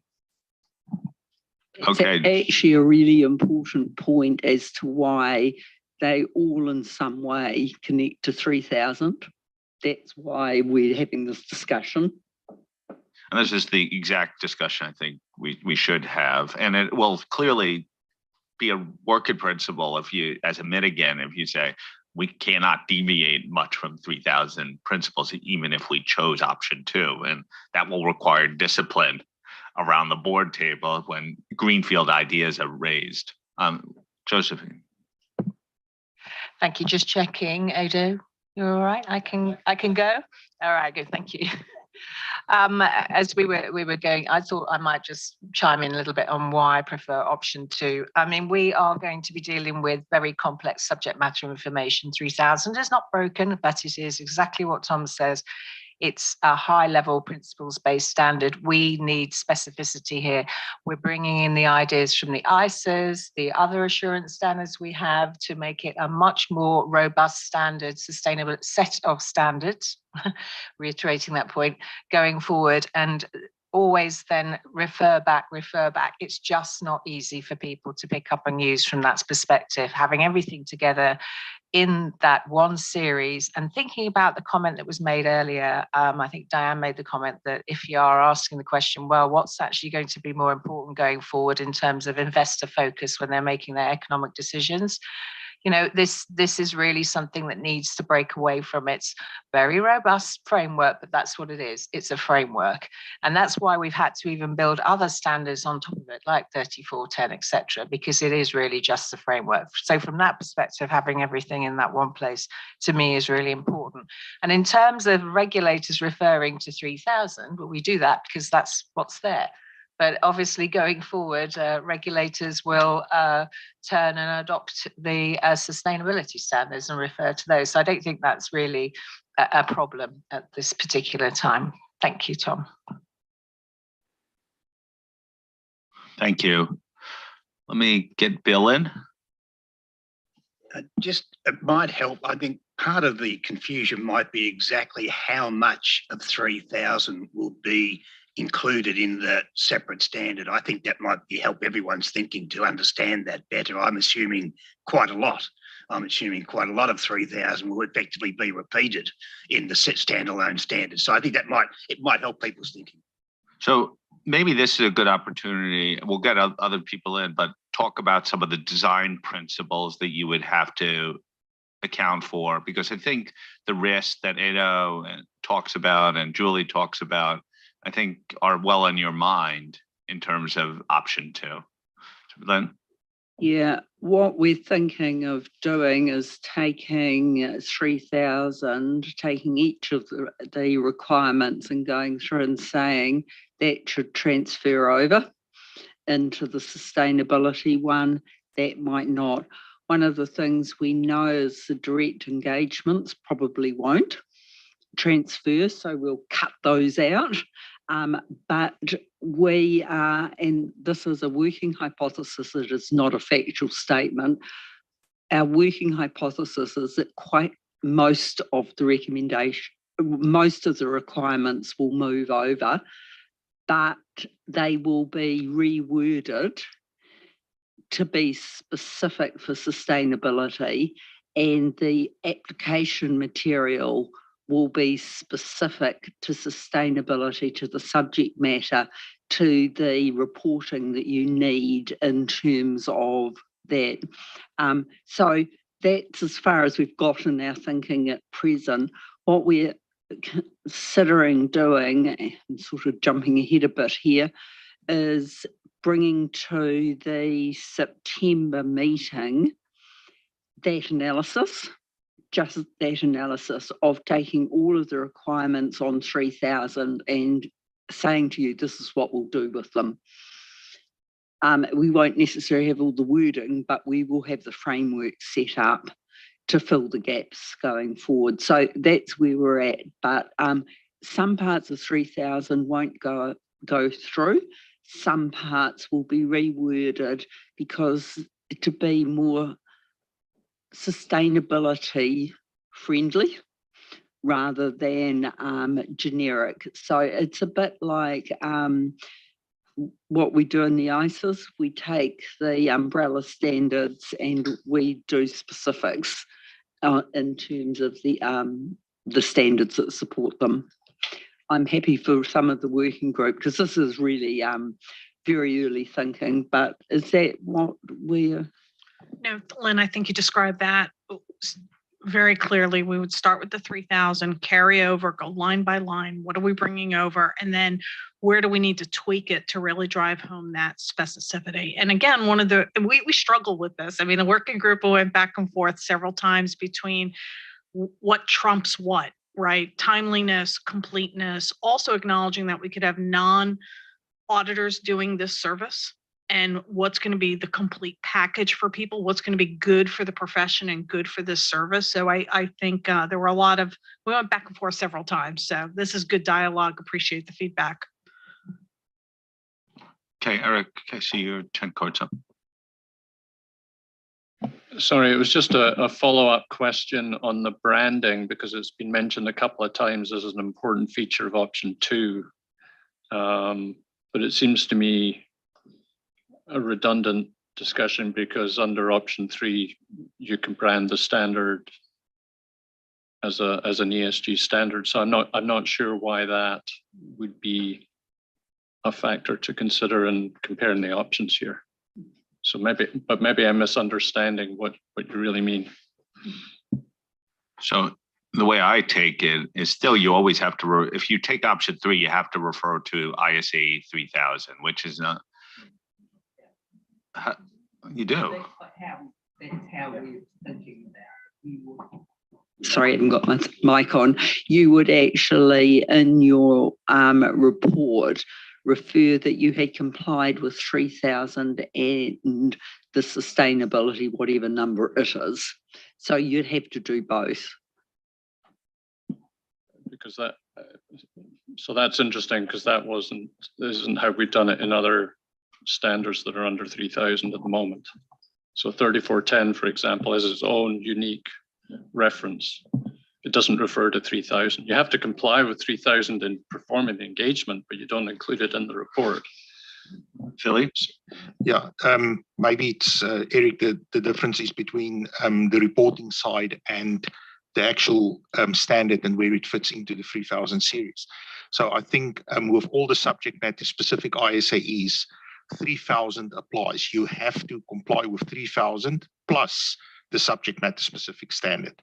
And you're quite right when it comes to, for example, 3410, when you report, you will report in accordance with 3410. You don't have to refer to 3,000.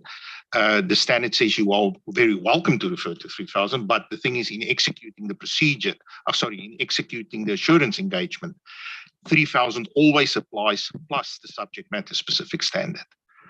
But you're quite right. In the reporting, it would not necessarily flow through. They liked your response, Billy. Sue? Thanks. So I have a strong preference for option 2, but I've been listening to the concerns that have been raised, and I just thought I'd maybe sort of share a few thoughts on that, because I absolutely agree that 3000 isn't broken. It's done a fantastic job. It's an overarching framework that is incredibly versatile. And in practice, it's often the standard that is the only place you can go when you're doing something that is new and difficult. And so my concern really is that if we go down the option 3 route, it could become completely unbalanced by an awful lot of material around sustainability, such that your versatile overarching principles would get lost. And if we think forward, if you think how versatile it's been in achieving what we want it to do now, we could be in a situation where there's something that maybe we can't see in 10 years' time, and we've lost that framework. So that's one of the reasons I prefer option 2 is that it keeps 3000 in that kind of slightly more vanilla state for the future developments we can't see. And then the other piece is, the fear about 3000 being left behind. And I think that's probably entirely valid. 3000 has been left behind over the years. We keep sort of parking it and forgetting it. And it's a bit of a, sort of lost child, really. And, I think we will learn things during this process, and we probably should be thoughtful about how that applies. But I still don't think that necessarily means that it should drive that option. So I just thought I'd share. Your point is that we can mitigate that risk. We can manage that risk. Ty Morton? Thank you. My comment was somewhat similar to Sue, but also in addition, when we had the first round around the table here, we talked about there are other assurance providers that will do this job, and that I think we need to create a standalone standard. So it can also be used by others, yes, for the reason that regulators, if they would say that you have to do the work according to our standard, and we want it to be the globally accepted one. If we create a maze of standards that needs to be used to do this engagement, the risk is that there will be other standards that will take this place, and we will not be the standard setter for the assurance standards. Thank you. Taiwan? Thanks, Tom. As I've mentioned before, I support also the creation of a standalone standard. And because discussion is going on, I want to express my 3 conditions, which I have from my point of view. First, in my view, all the introduction, the definition, the requirements, and the application material in ISAE 3000 that is relevant to sustainability assurance would need to be included in this standalone standard. Secondly, when redrafting the material from ISAE 3000 to customize the standard for sustainability assurance, in my view, care needs to be taken not to subvert the original meaning of the material in ISAE 3000 to ensure continuing consistency in the IAASB suite of standards. And last, there needs to be some clarity as to the relationship between the sustainability standard and the ISAEs 3400, 3402 and 3410, especially last one, 3410. That's all, thanks. Thank you, Sachika. Thank you. I also support option 2, and I just want to mention that in addition to the reason that already mentioned by other members, I think the structure of option 2 is kind of future-proof, because I think now we can have kind of specific assurance standard under 3000, but in the future, I see that it will become kind of ISAs. I mean, I have general standard similar to 200, and under that, we need to have some specific standards. So I think it will be very future-proof and easy to do that right now rather than later. So that's why I support approach 2. Thank you. Thank you. Julie? I just wanted to be clear of what I was supporting. I wasn't supporting a change to 3,000, actually. What I was suggesting was 3,000 being the overarching standard, which I think is quite similar to what option 2 is suggesting as an overarching standard, and then a subject-specific standard or standards underneath that. So I wasn't actually saying change 3,000. What I was saying is something similar to what we have as 3410 now, creating a subject-specific standard, and then if needed, more than that, but not to bulk up 3,000 with a whole bunch of new ESG material.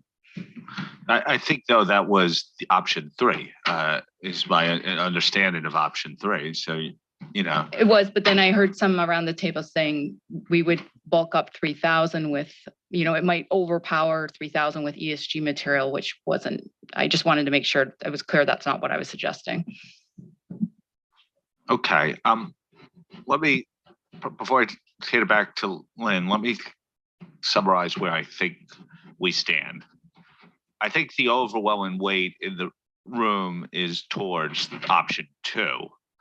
However, a number of people have raised the risk and the challenges that the working group also noted in the thing that should be managed and will require design. I'm just, maybe they don't like option 2 behind me. So just something will drop down my head in a second. But I think those are things that we'd be conscious of and have to apply discipline at the board to manage. Like most things come with risk. But Lynn, I don't know if you're hearing the same thing. And then if we need to take a sense of the room of, we can do that as well. Yeah, I'm hearing a preference too, for option 2, but some really good advice about what we have to manage around that. And we are not in any way trying to undermine 3,000 or leave it behind. And in fact, this may well, if we do this properly, may make it live better and be more useful to people than we've currently got it, because 3,000 is used extensively, but it's also very generic. And what we're looking for is something that actually addresses the current situation. Framework should be generic, but we should keep them that way. And then we should, in terms of standards going forward, in terms of specific matters, they should be specific. And I think that's what we're trying to do. Having had this discussion now on several occasions, I suspect that as we get into this, what we've currently got is what looks like 3 completely standalone options. I suspect we might have a bit of each coming through. Like nobody's voted for Greenfields, but I can see there'll be some issues that we don't have anything in the 3,004, and we'll have to do some creative thinking. I can see parts where we just take 3,000 and move it across. So it could well be that we base this on option 2, but we don't close our minds to taking bit of option 1 and option 3 forward as well. So that wasn't something I was prepared to put in the paper, but certainly the discussions have led my thinking in that direction. But Diane, you look like you've got something to say. No, I think that's the right approach. I mean, listen, we had a brainstorming session where we said, here are all the topics we want to cover. And we've heard a lot of them here today about how do you deal with sustainability and scenario analysis and looking out 15 years. How do we deal with fraud? How do we deal with management attitude? How do we deal with acceptance? We had a laundry list of topics. And I think they're the right topics. And I think we're going to go through each one and say, okay, do we have something in 3,000 we can pull over, or do we have nothing? And we're in the Greenfield, and we're going to have to craft something if we believe this is an important aspect. So it's going to be a work in process. It's probably not going to be pretty as we work through this because there's a lot of topics, but I think at the end of the day, you're going to end up with a bit of a hybrid.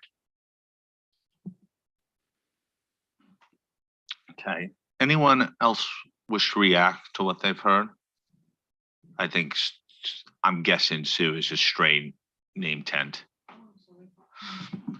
I have that sixth sense about name tents these days. James keeps looking like he's going to put up his card. Yes, you may. Sorry, but you've touched on to me a very, very important point, and I thank you for rounding off the approach. First of all, I think on the slides where it says option 3 is timely, I'm not completely convinced we're not going to be more timely with 2. But I think maybe from a public interest point of view, and really what I think about is the board's mindset and psychology as they move into this space. An agile approach and relevance, I think, says that we've got to be very careful, of course, for discipline, but we have to avoid anchoring bias. We can't say, well, you know, it doesn't say that in 3000, maybe it's good application material. So there are merits to that greenfielding. So I believe that the spirit of finding where that issue lies, really dealing with that issue and being liberated, and may I say, trying to navigate through 3000 is constraining. It's a maze. Approach it in an open mindset, feel free to challenge, move. So I hope that the mindset is liberating, not anchoring bias, but really trying to do what's right, setting aside the constraints. And that was really why number 2 attracted me as the balanced approach. And you're absolutely right.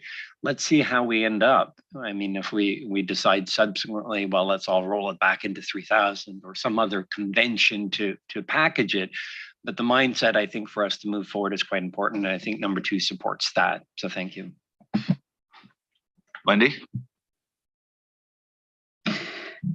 Thank you, Tom. And I appreciate what Lynn and James just said. You know, I came here today very much in the option 3 camp, and I still am, but I'm hearing a lot of creep in of option 1 and option 2, sort of bringing it all together. I fully support a standalone standard that has sustainability in the title. I'm having trouble optically understanding where it fits in because I'm from a framework perspective. So maybe some of that will come out in what you referred to earlier, a preliminary project plan or proposal, whatever we call it, and kind of a picture of how it all fits together would be helpful. Thank you. Yeah, I think Josephine described what we're seeing as the architecture, which is a separate standard with a separate number with some bits coming after it. So, you know, we will break into a sustainability series is where our thinking is. And it's really interesting that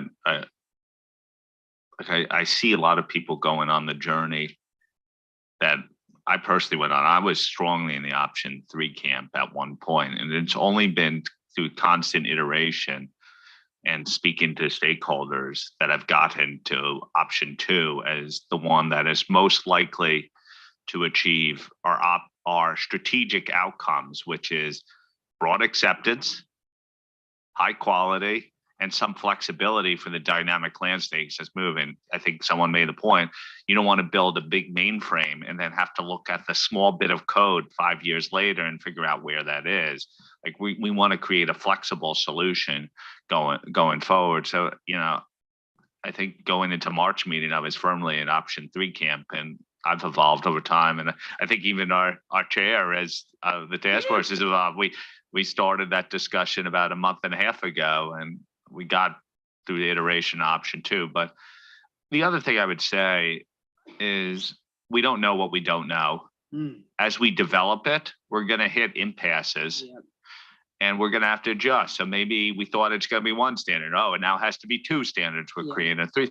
I don't want to. I think you're going to have an open mindset and be flexible because we're really developing this in a much more agile way. What's great is that we have 3000 EER and 3410 as the basis for moving forward. The EER having just gone through a robust due process. So we're not starting from scratch. and we don't want to deviate far. Lynn, back to you. Yeah, and there are bits in the guidance that actually aren't in 3,000, so we would be pulling those through, and this allows us the flexibility to do this. This is not committing the board to putting our feet in concrete, and this is the only thing we can do. This is saying, as a working hypothesis, we're going to start here. And what I'm hearing is quite a lot of support for where we're at this point in time. But I do want to make it very clear that if we do hit a wall, which that man seems to be, we can actually move in a different direction, and we have some flexibility. So we're not asking you to make a decision that says for the next 2 years, we can only do option 2 and we won't think about anything else. We're saying start with option 2. We think it will work. If it doesn't, we will come back to you and say, actually, we're going to do a bit of option 3 here and a bit of option 1 here. And actually, there's an option 4 that if we'd been cleverer, we would have thought of that. So we are asking for direction. We're not asking for an absolute decision at this point in time. And Tom, at this point, I feel I've got enough direction to take us to the next steps. Thank you, Lynn. Before we close this out, I don't know, Janine, from a public interest PIOB perspective, if you want to share any observations. Yes, thanks, Tom. Yes, a great discussions this morning on a very important topic, very encouraging, and good to see the broad level of support to move quickly, and particularly encouraged with the outcome of the most recent discussion on option 2, which will be recognized, which is a recognizable standalone standard that is flexible and very important. I think that it's framework and assurance provider neutral, which are important things from a public interest perspective. Yeah, regarding the discussion on the importance of a project plan or proposal from a due process perspective, I like to say yes, in general, due process is important, but I also like to echo the comments made before by the public interest, the public board members that said that, acting expeditiously is in the public interest as well, and is more important, I think, when we look at the ESG assurance project. Than in essence the due process when it comes to meeting public expectations. So, and it's good to hear that there will be a plan. My personal view on that is that this is different than revising a standard, where you know exactly what you're going to do and the objective is clear. This is really a development thing, like an IT system or so. So you don't know exactly what where you're gonna end up with. So the flexibility around also the plan, I think, is important. The plan, in my view, would have 2 objectives: to keep everyone aligned in the board, but also for communication purposes to external stakeholders in terms of what you envisage to achieve with this project. The direction you're going to take, those are important aspects, I think. And I'm very encouraged by everything I heard this morning. And I'm also very enthusiastic. That word was used a lot, but I feel the same way. So thank you. Thank you, Janine. Willy? Thank you, Tom. And I was just too late with my 10th call the previous time, but I just wanted to come in on Lynn's comment around, as we go along, we don't know what's going to pop up. And I think Janine has now alluded to that in what she said as well. I do think, once we've decided that we're going to go with option 2, we're going to spend our resources on the immediate action to develop an overarching standard. I've always liked to think about option 2, in my mind, the way that I've sort of contextualized it. It is ISA 3000 revised, transformed by adding enhancements and specificity that focuses on sustainability or ESG reporting. I think as we go along, quite rightly what Lynn said, we will bump into issues. And at that point, we will have to be very disciplined because we cannot do all of it now. We will have to then make a call, what goes into the overarching standard and what is parked for a later standard around down the road in terms of putting a sustainability suite of standards together over time. Thank you, Tom. Okay, anyone wish to come in or challenge where we've got it? Lynn, I'm going to get back to you to conclude, but I just want to make sure that we have a clear sense of direction. Option 2 with some of the caveats that are mentioned, some of the known risk, and some of the flexibility that's being provided. Is anyone challenged that that's the clear direction of the board? No. So Lynn, I'll turn it back to you for your thoughts and some conclusions. Thank you very much. We'll proceed on that basis. I just wanted to check that nobody had anything else on C, and I wanted to talk about next steps. So maybe, Tom, we'll pause on C in case there's any other matters, and then I'll do next steps. Okay. Anyone on any other matters to be considered? Janine? I realized that there was one thing that crossed my mind that I haven't said yet is I fully agree with the limited and reasonable assurance approach. But I think what will be the challenge is what is the step up from limited to reasonable assurance? And that's a big challenge, but it's very important that it is well understood and clear for the users of the standards and those that rely on the reporting based on the assurance work done. So that's something that I would like to stress. Thanks. Thank you. Ada? Yes, thank you, Tom. So in respect of option 2 versus 3 and the way I've visualized it, but it's not been discussed here, is that, and I like the way how Willie phrased it. Well, you take 3,000, add some bits to it from ER, etc., and we start a new series. But I don't think I've heard the new series as part of this discussion.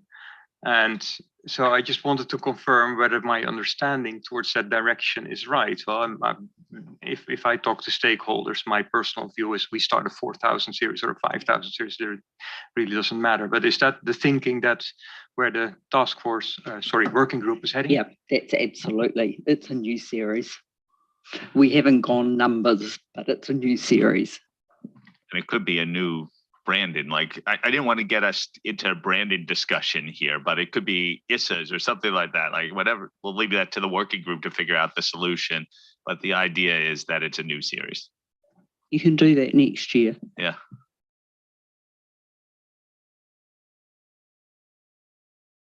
Bill.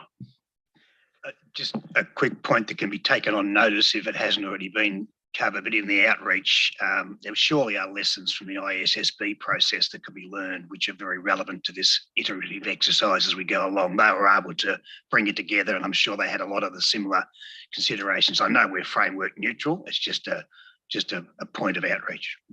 Yeah, I'm speaking closely to the IFRS Foundation people as well through this process. James?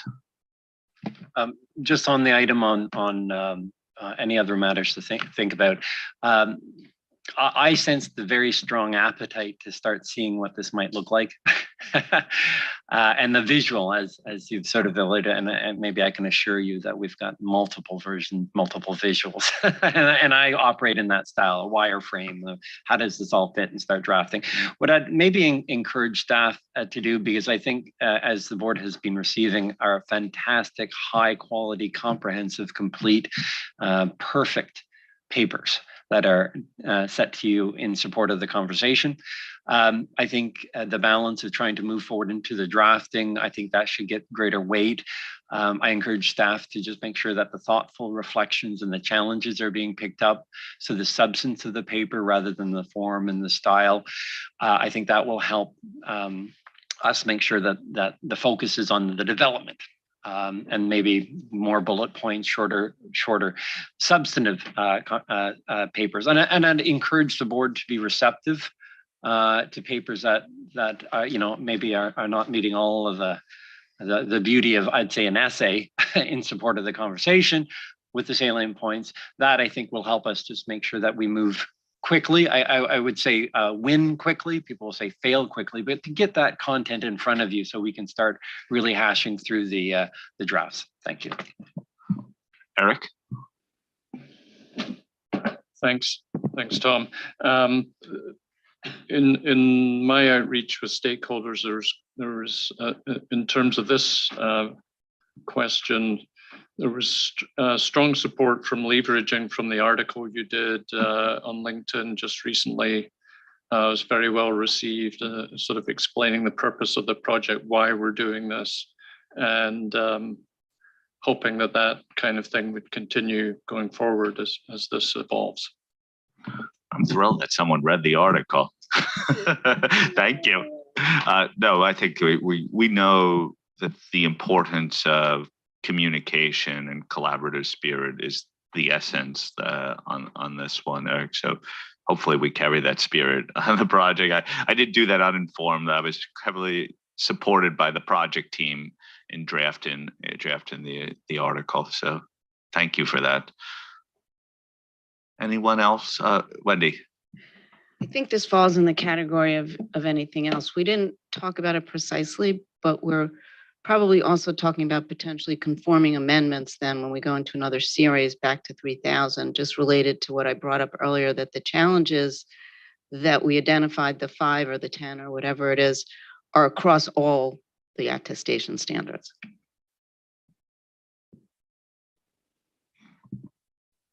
Okay, thank you for that. Next steps. In September, what we will be bringing back to you is our analysis of what would move from 3000 into the new standalone sustainability standard in terms of requirements. So you will get a grid that says, this is what 3000 says, this is what we're moving through.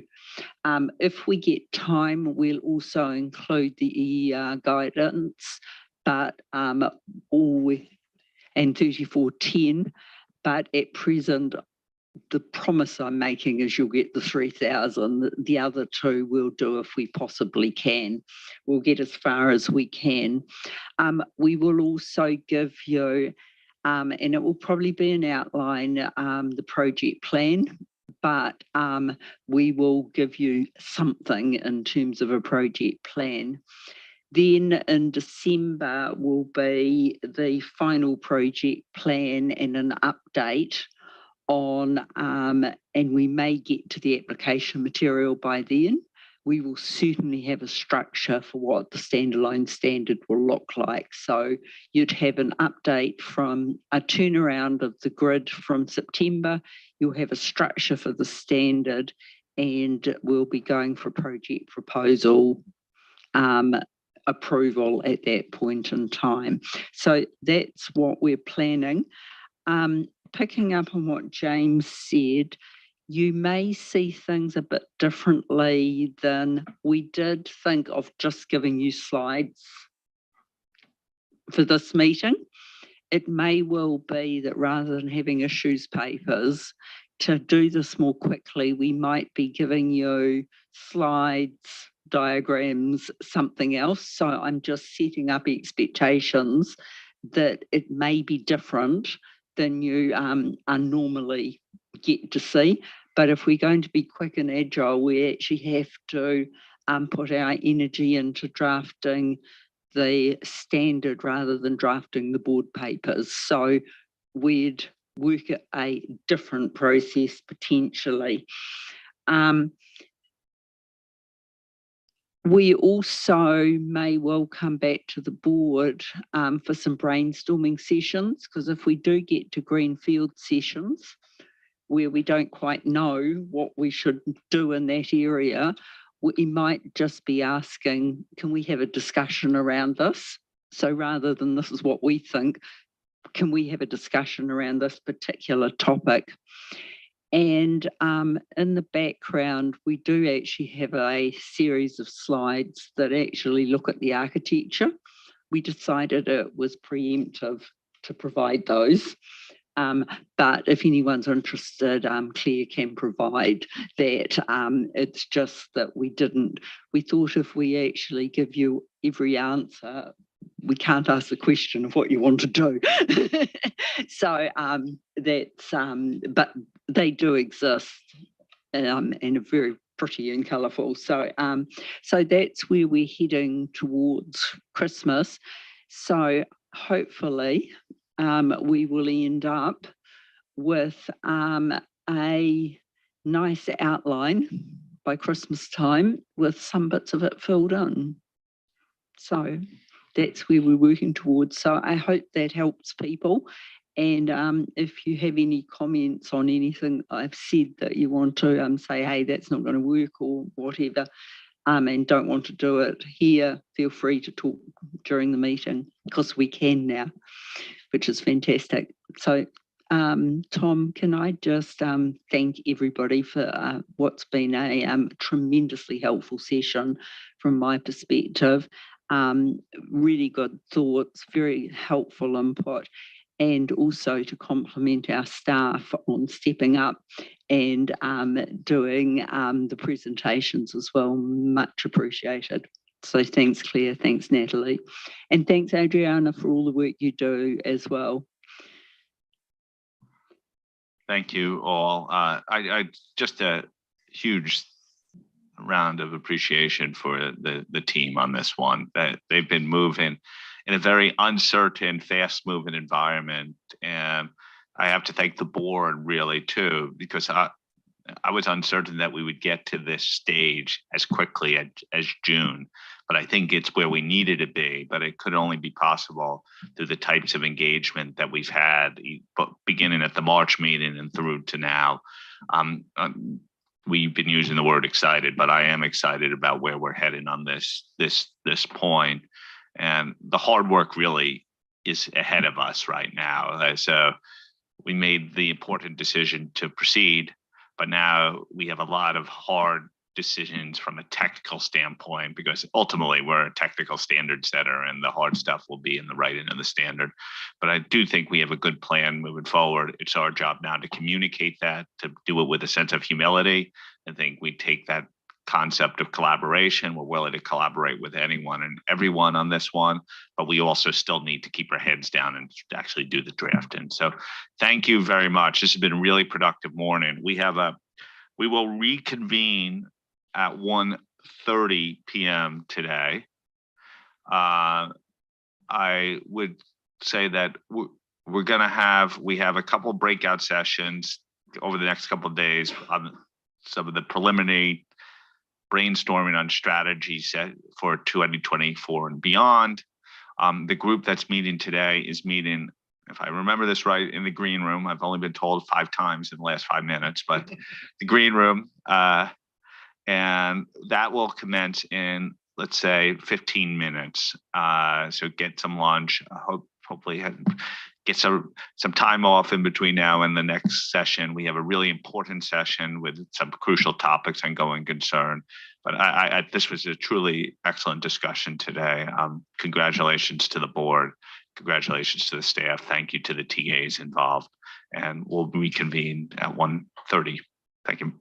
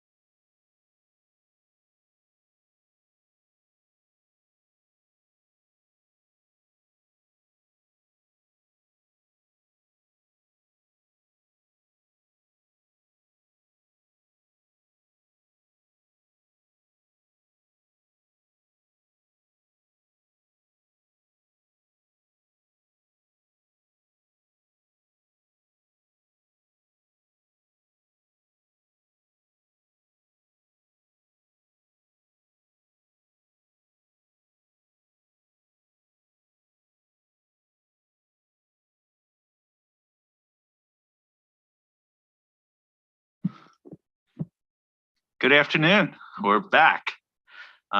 Michelle, are we live? Okay, great. So great morning session. We're turning to the afternoon session, which is ongoing concern. I think we're going to turn it over to Josephine right now. And so you're back-to-back days, Josephine? Yeah. Thank you very much. Good afternoon, everybody. I'd actually left this blank because I didn't know. I thought we were going to speed through Lynn's sustainability, so I was ready to say good morning. But anyway, so obviously in developing the agenda materials that have been presented to you today, and also in the 2 weeks ago, not today. I don't know why I said that. Sorry, I will wake up in a minute. Thanks to my fellow task force members. So that's Ado, Wendy and Isabel. Although I'm not going to thank Wendy and Isabel for not reminding us apparently we're supposed to wear yellow today to our board, but thank you. And of course, Ado, Wendy, Isabel, please do chime up at any point that you want to. And we are all supported and kept on track by the lovely Kalina and Sally Ann and our very own, those charge of governance, Villy and Tom. So we have had about 2 virtual meetings and we managed one face-to-face. It's exciting since the March meeting. And we also carried out some outreach. We met with CPAB to talk about the time their upcoming thematic ongoing concern, which has now been released. We also had a couple of check-ins with the IAASB staff and IAASB as well. And also thanks again to the lovely auditor reporting consultation group, who of course assisted us with the non-authoritative guidance, which we'll also talk about today, and some of the changes that we have proposed in the going concern standard. Right, so slide 2, please, Michelle. Okay, so this is our conversation today. So actually, we'll be talking about the timeline over which the going concern assessment is made. We'll be talking about communications with those charged with governance. We'll also be covering the communications with appropriate external parties. I'm going to bring the mic closer. And with those, you know, generally from me, I don't hang about. We'll probably go straight to the questions on those. And then we'll also talk about the non-authoritative guidance before we close. But I will take a little bit of time to reflect on transparency about going concern in the auditor's report, mainly to just remind people of our proposals. And then, of course, we'll be discussing our next steps. Bless you. And then if we could move on to the next slide, please. Lovely, thank you. So regarding liaison with others, as you will no doubt already know, the IAASB decided that in the context of all their project priorities as part of their agenda consultation, the liaison that will be ongoing with the IAASB and the overlapping work there, and of course the resources available to them, they felt that they could not pursue a project ongoing concern. Tom has very kindly written to the IAASB and also had a couple of conversations as well, expressing the desire to continue the dialogue, of course, on this topic. And we will continue to update them as we progress as well. And we have connections with staff there. IAASB is actually developing a project proposal this time to revise IPSAS 1, and which of course that includes requirements on going concern. So we'll see that project proposal in early 2023. Is it the project proposal, Sally Ann, in 20? Yes, okay, thank you. So next slide, please.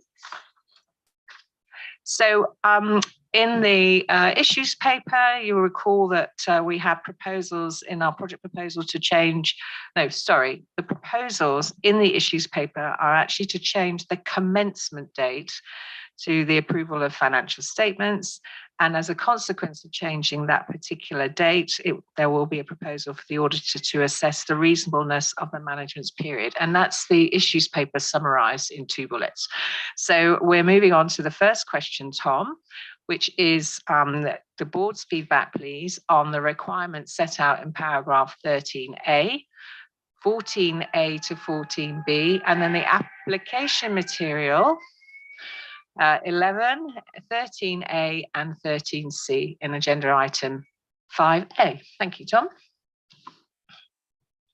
Okay. We'll start taking comments on question 1.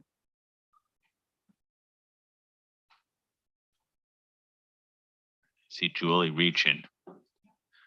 You first. Okay. Thanks, Josephine, and thank you to your task force. I was one of the ones that changed my mind on this question as I went through. I will say I was really concerned at some point that the financial reporting framework wouldn't be aligned, and the fact that the accounting standard setters weren't taking this on. But then having subsequent conversations with those in jurisdictions where this change has been made, I got more comfortable with it. So I'm fine, Josephine, where the task force was going. And then I went back and forth with, should it be the date of the auditor's report or should it be the date of approval? And I think I could live with where the task force landed on the date of approval, although the date of the auditor's report was a little more attractive because it's a date that's written somewhere and easily referred to, but I understand there's some challenges with that. So I was fine where you landed. Thank you. Sachika? Thank you. And thank you very much, Josephine, for your presentation. I'd like to comment based on my outreach in Japan. I'm in the camp of, to be honest, I'm not sure the proposal is workable in the practice. I read the paper and I understand the task force's basis for the proposal explained in the issue paper, but from the description of paragraph 26 in IAS1, I think the period of 12 months from the end of the reporting period can be read as acceptable under the accounting standards. So unless the accounting standard is revised, I think it will be difficult to change the starting point. Why I'm saying is that in my outreach to Japanese stakeholders before the board meeting, actually some of them questions whether the financial reporting practices of companies would change even if the auditing standard requires a longer period. Because if the auditor requests management to extend the period, maybe the companies will just point out that it's okay under the IFRS. So I think some reconsideration is needed on this proposal so that the requirement will be workable in the practice. That's my view. Tom, sorry. Can I just clarify, though, that just so that it's not understood, because I heard you say 12 months. It's actually the minimum period is 12 months. So just so that others don't pick that up and then think that we haven't actually expressed that properly. It's a minimum period of 12 months. So just wanted to clarify that, Sachiko. Thank you for your comments. Okay. Hi, Morton. Thank you. I'm also fine with where the working group is heading. It's for some of the same reasons as Julie explained. I think it's a workable solution. If we can't force it into the financial reporting frameworks, and this is a way where we can try to help them bridge that gap by giving the information. In practicality, when we come down to the standards, discuss how it will affect determine the implication for the auditor or auditor's opinion. I think that's a question how that will be done in practice. But yes, agree with the direction. Yosh? Thank you, Tom, and thank you very much for Isabel and the task force. I have just one comment about the paragraph 13 large A.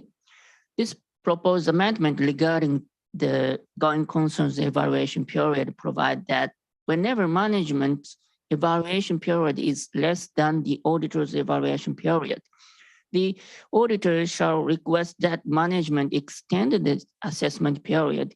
However, paragraph 14 large A small a indicate that even if management does not extend the assessment period, it may be possible for the auditor to determine that the assessment period used by management is reasonable.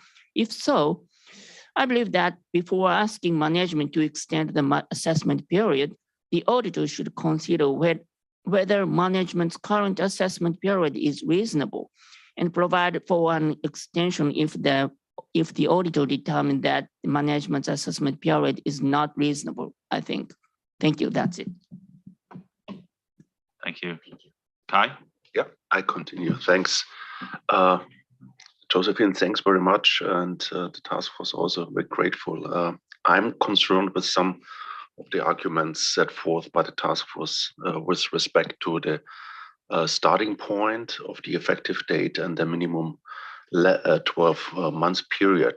First, with respect to IFRS, the requirement for management to apply a period of at least, but not limited to 12 months from the balance sheet date is directed at management, in my view, not the auditor. This means that management may extend this period beyond 12 months if it is so chooses or it is otherwise appropriate to do so.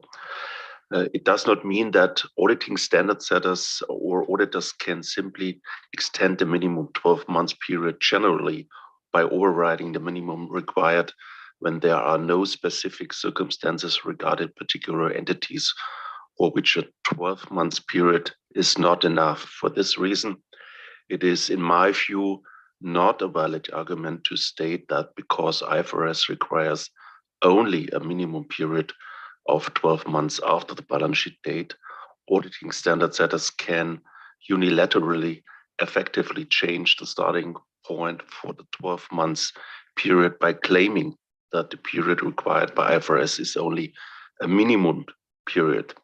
Second, I note that the reference made to the jurisdictions that require a starting point for the 12 months from the date of the issuance of or all of the jurisdictions mentioned are, in my view, common law jurisdictions with which either accounting standards, for example, the FASBs, or law or regulation directed towards managements require such a starting point, or in the case of the US, recognize that some financial reporting frameworks do not require a starting point or period. However, there are many other jurisdictions of considerable size that apply IFRS only or apply laws, including court decisions that explicitly or implicitly only require 12 months from the balance sheet day, for example, in the European Union.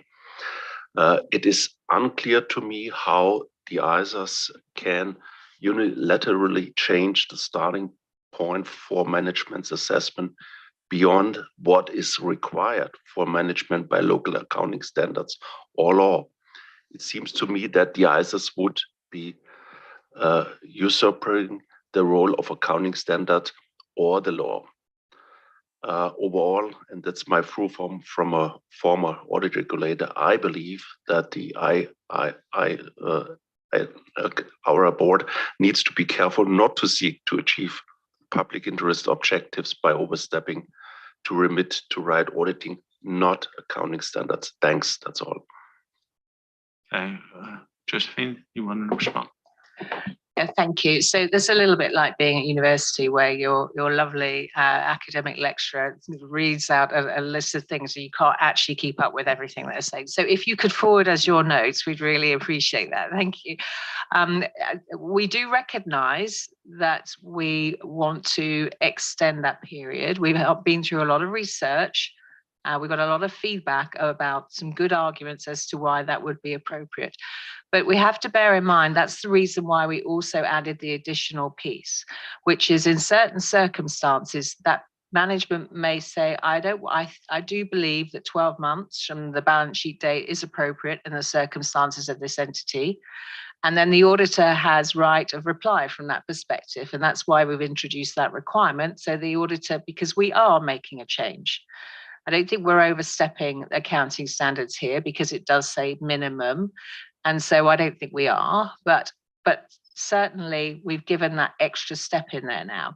So in a circumstance where that entity really, where from that balance sheet date, that 12 months is perfectly reasonable in their circumstances, then the auditor and management are going to be comfortable going forward with that particular period of assessment.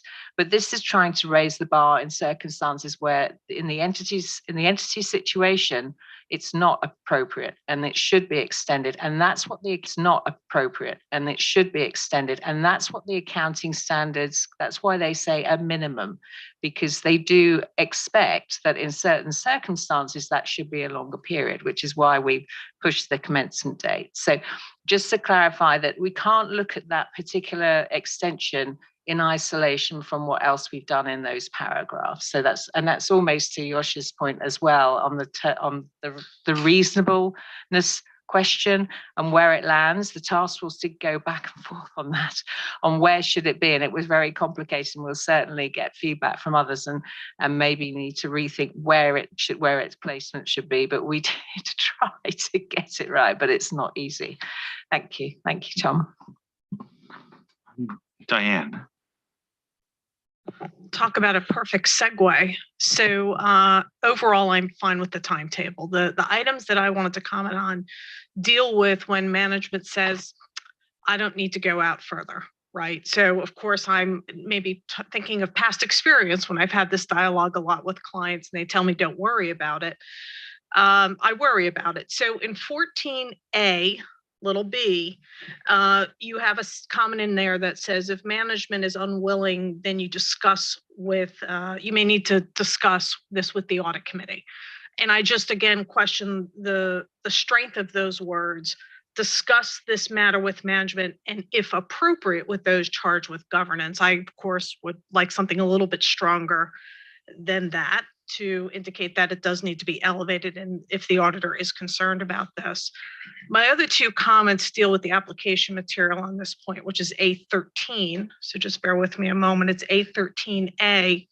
So A13A is when you go to management says, you know what, I don't need to go out any further because I've got a good history. I've got a pretty predictable business. They give you a long litany of reasons why they don't think they need to extend it out. I get a little cautious again here about auditing by inquiry. And if there's any tightening up that we can do to remind the auditor, you now need to, be skeptical. You need to look for support for what management's telling you. You need to be able to have some experience of analytical looking back about their trends. Just don't take their word for granted. And then when you go to 13C, which I quite like the paragraph, except you took a really important sentence, which appears at the bottom of the second bullet, which is, if you can't get there and you've got a real issue and you can't get a sufficient appropriate audit evidence to conclude that they're free, then you free of a material misstatement, you may need to issue a qualified opinion or disclaim. That's a really important sentence. And I like the sentence. It's the fact that it's tucked into a paragraph at the end, I think is losing some of its oomph. So I just suggest perhaps it's its own bullet. And that was it. Thanks, Josephine. Thank you. Chun Wei. Thank you, Tom. So thank you, Josephine and Task Force, for the very well thought through and well laid out papers. Very, very easy to read.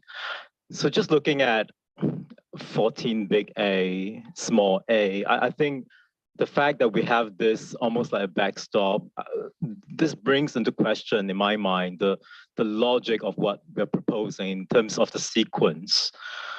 And I think 14 big A, small a is actually very important, considering the period whether it's reasonable based on the nature and circumstances of the entity. And I thought this should come first. And if it is reasonable, if there is a history of profit making, easy access to finance, and based on the subsequent event reviews, etc., nothing comes to the attention of management for them to need to extend their assessment of going concern, then I feel that it will be quite problematic or challenging for the practitioners to actually put in place the requirement here to extend from the date of the approval of the financial statement. So I would put this 14 big A, small a first, I think is really important. And I think what is critical is if the facts and circumstances point to the need to update the assessment, then the auditors should not shy away from challenging management judgment critically. And I think we should be directing our attention to a situation where the auditor's scrutiny is actually most critical, rather than having a blanket requirement, which may potentially actually blunt the auditor's reaction or assessment, I feel. So my view is more consistent with Sachiko, Yosh, and Kaiwu. But thanks, Josephine, for what you've said. Eric? Thanks. And yeah, very, very easy to follow the papers, very well written. A couple of comments here, just sort of reflecting back some of the feedback from the outreach I had on these proposals. And I'm just wondering if this was going to lead to situations where this kind of goes to Sachiko's point, I think, where management has complied with the accounting standard, but the auditor believes that they should have gone further and extended the assessment. And then, to Diane's point, says, well, you haven't given me enough audit evidence, so now I'm going to qualify my opinion. And yet manage, I think those would be very difficult reporting situations to deal with. And so I just, that was sort of a concern that came back to me. Another one was just around small entities where the period between the financial statement reporting date and the date of the financial statements approval is often quite long. And so I think this could be quite onerous for the smaller entities, where if they're then asked to extend the going concern period even further, I think that might be onerous for them to do. And the last thing I just wanted to ask was, so the paragraph 13, which I appreciate is a great paragraph, still says that the auditor shall cover the same period as that used by management. It seems to conflict, therefore, with what we've said later. I think those are the main points I wanted to talk about. Thanks. Fernando? Thank you, Tom. Josephine and Task Force, just to express my support on the timeline that you're proposing in the papers. Happy with that. Thanks. Len? Thank you, Tom. Full support with the task force proposal. I think we heard enough on the discussion paper we issued a couple of years ago and all the outreach I've done. I think in paragraph 19 of your issues paper, I think articulate all the reasons why we are doing this. And in the earlier process, I think I'm with Julie, but I really don't think there's inconsistency with the financial reporting framework. I think step back, you look at it, minimum period, and we're not really overstepping the financial reporting framework. So I'm in full support. The other comment I have is very similar to Diane raised. I think paragraph 14, big A, little b. I'm just struggling that if management is unwilling to do something, you definitely have to talk to those in charge of governance. I'm not sure whether it's a scalability issue, but it's an automatic requirement in my opinion. Thank you, but it's a very good job, and I really appreciate the proposal made by the task force. Thank you. Sue? Thank you. Thanks, Josephine, and the task force. I mean, the paper's really well argued, and I can sort of follow the logic. And I think conceptually, I'm there. I'm also thinking of a lot of the practicalities, and maybe sort of trying to extrapolate through. Like Eric, I had concerns at the LCE end of the spectrum, and I've certainly had a number of conversations similar to Diane with people who are unwilling to extend and provide the information you might like. And I was just kind of playing that through in a kind of larger context, because it's difficult doing this absent the degree of support that it might be ideal to have from the financial reporting side. Because you can envisage a position where, and again, if we think more LCE than the larger public interest entities, somebody has complied with their local accounting standards, and you get into the conversation of, well, so is this reasonable? So you're being told, but I've complied with what I have to. Are you telling me that IFRS is unreasonable?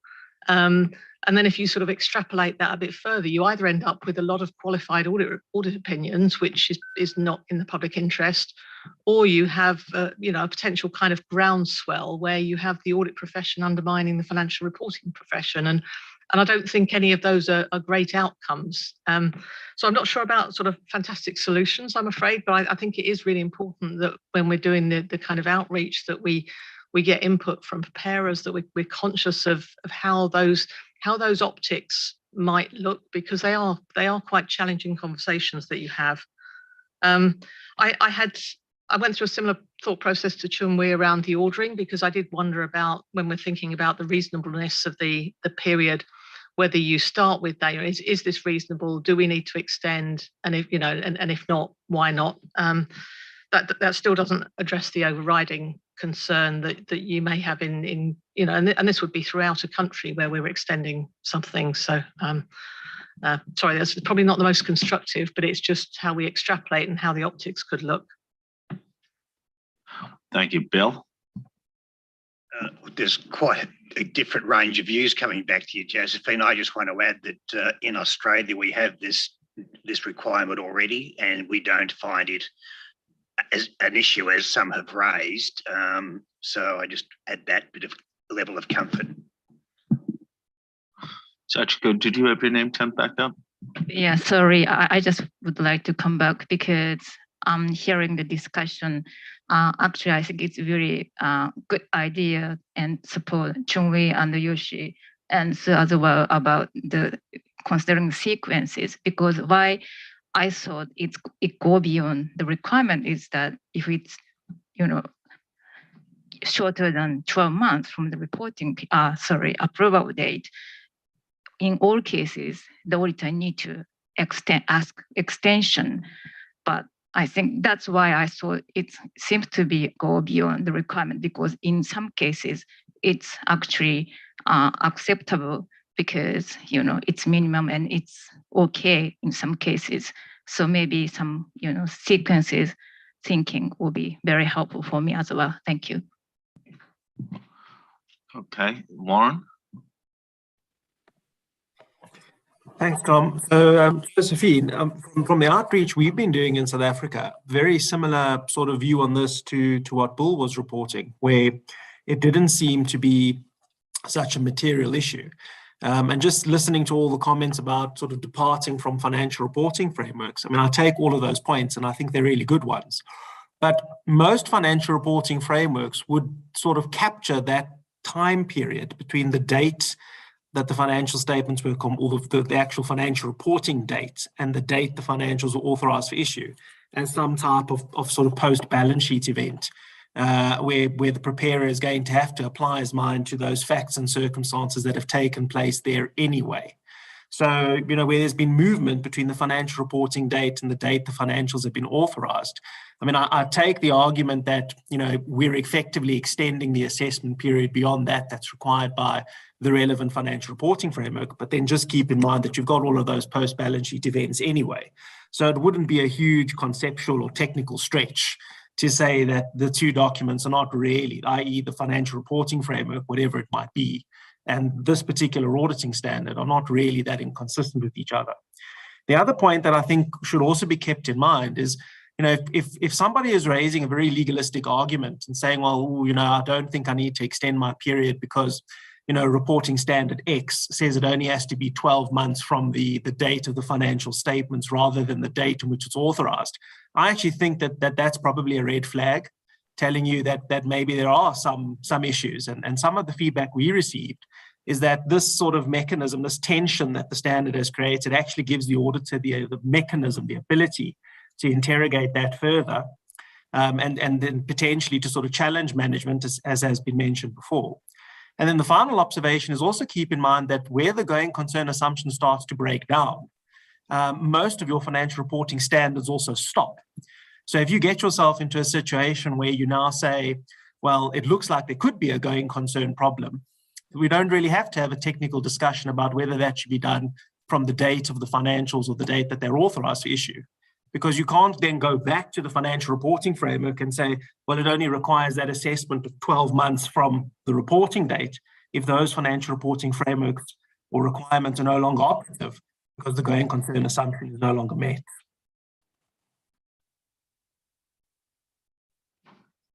Thank you, Warren. So I'll get it back to you, Josephine. I see actually slightly more than a majority in support of what's being proposed, even though there have been several comments that urge caution on this front. A couple mitigants, so we talked about the ordering and such, there seem to suggest that may be some solution. And obviously we're conscious of different cultures and different legal environments, set standards, but I don't necessarily personally, I find the approach being proposed here attractive in terms of dealing with a public interest concern. I think one of the things that have been undermining the profession is when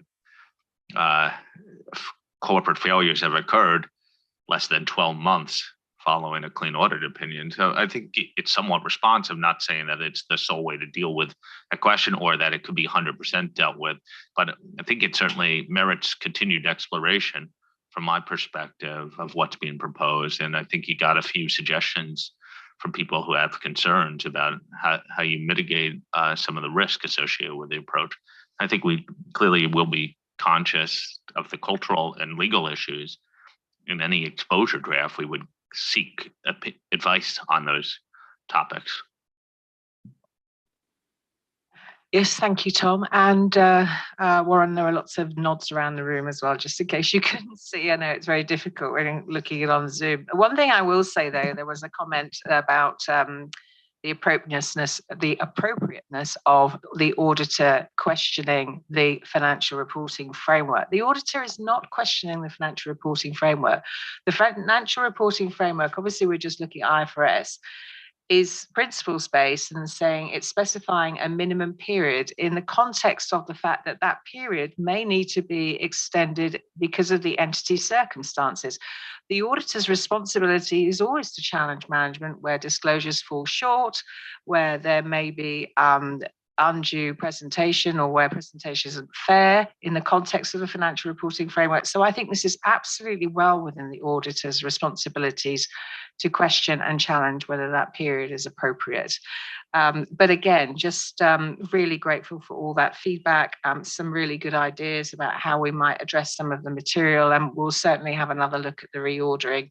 As I say, we did try, but we knew we'd probably have to have another go at it. So really appreciate all that feedback. Thank you. So then moving on, it's my little timeline pile there. If we could move on to the next slide, please, Michelle, thank you.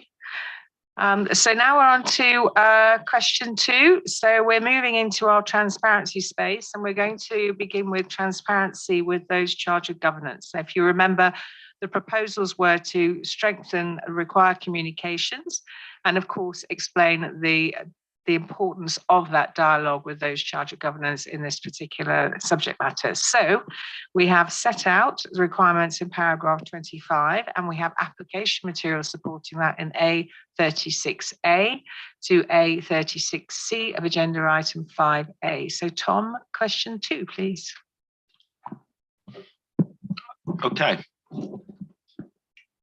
Diane, that was a quick draw there. I was very quick. And first of all, I apologize for not thanking Josephine and the task force because I thought the paper was very well done. I'm in agreement with everything you've got drafted here. I had one suggestion that I do feel fairly strongly about. It is in paragraph 25 when you start listing out what you would go over with those charged with governance.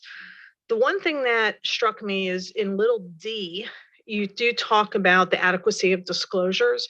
But what I thought was missing was one of the key things that needs to happen is management needs to disclose in their footnote what are some of the key elements that they considered in their going concern, especially if it's a close call. Some of the key assumptions, they think X is going to happen, certain business, maybe they have a new product, they have a change in a customer base, but it's really important for management to be transparent in those disclosures. What were the key assumptions in their assessment of going concern? I believe the auditor has a responsibility to have a discussion with those charged with governance as to whether we believe the company's disclosures are adequate. Were they transparent enough? Did they draw out all the key assumptions so that a reader really appreciates where the soft spots are? Because that's probably the most important thing that happens, especially in those close call situations. That was it. Thanks, Josephine. Thank you, Diane. Bill? Again, just in support of all the initiatives we've got in this entire conversation around going concern, in Australia, communication with those charged with governance is the most productive, and it's done on a timely basis, and it builds a collegiate attitude to the going concern assessment in Australia. So again, I'm just strongly supportive of this, and I just wanted to add that. Thank you. Sue? Yeah, thanks. I was supportive of this. The only question was whether we needed E, which I think duplicates what's already in 14B, about 14AB, I think. Thank you. Thank you. Kai? Very quick, Tom. I also support the general direction of this proposal. Thanks. Julie? Thank you. Also supportive. Josephine, I wondered, because little d is the first time we refer to mitigating factors and adverse effects, if there might be, it might be worth referring to that somewhat sooner. So just as a suggestion, up in 19 little a, if there's an opportunity to refer to that might help, because 19a is where you start talking about the disclosures, and then here you start talking about the adequacy of disclosures that include those two things. And so just make that connection might be helpful. Thank you. Eric? Keep it short and sweet. Supportive very much. Thanks. Okay. You got good support for that section. I'm just trying to say, oh, is anyone? Oh, sorry, Warren. No problem. Yes, Josephine, also from the outreach, general support from those charged with governance disclosures. The only observation, and please accept or reject this as you deem appropriate, is just a general comment from some of the panel members we spoke to about the length of the lists of the things that get communicated to those charged with governance. If you just sort of take a step back and look at all of the meetings we've been having, there's usually a suggestion to add something to the list. And starting to get some feedback about this list is becoming very long, and we just need to be cautious that we don't eventually end up with an excessively long shopping list that starts getting treated as a compliance exercise or a tick box exercise rather than something that adds value. A suggestion that we try and condense some of these items in the list rather than laboring some of the points. But I don't think that that's a major problem. Thank you. Okay, Josephine, back to you. Yeah, thank you. And I just wanted to make the point that one of the things that, Diane, that came to you in the CPAB papers was that there could be better work around disclosures. Not necessarily that it was both focused on management and the auditor, that the auditors work around the adequacy of management's disclosures could be improved, but also they did recognise that in some cases management weren't disclosing in accordance with the framework too. So there's a bit of sort of failings, as it were, or there could be enhancements from both perspectives. So that was a helpful point. Thank you very much. And consistent with what we've heard. Thank you.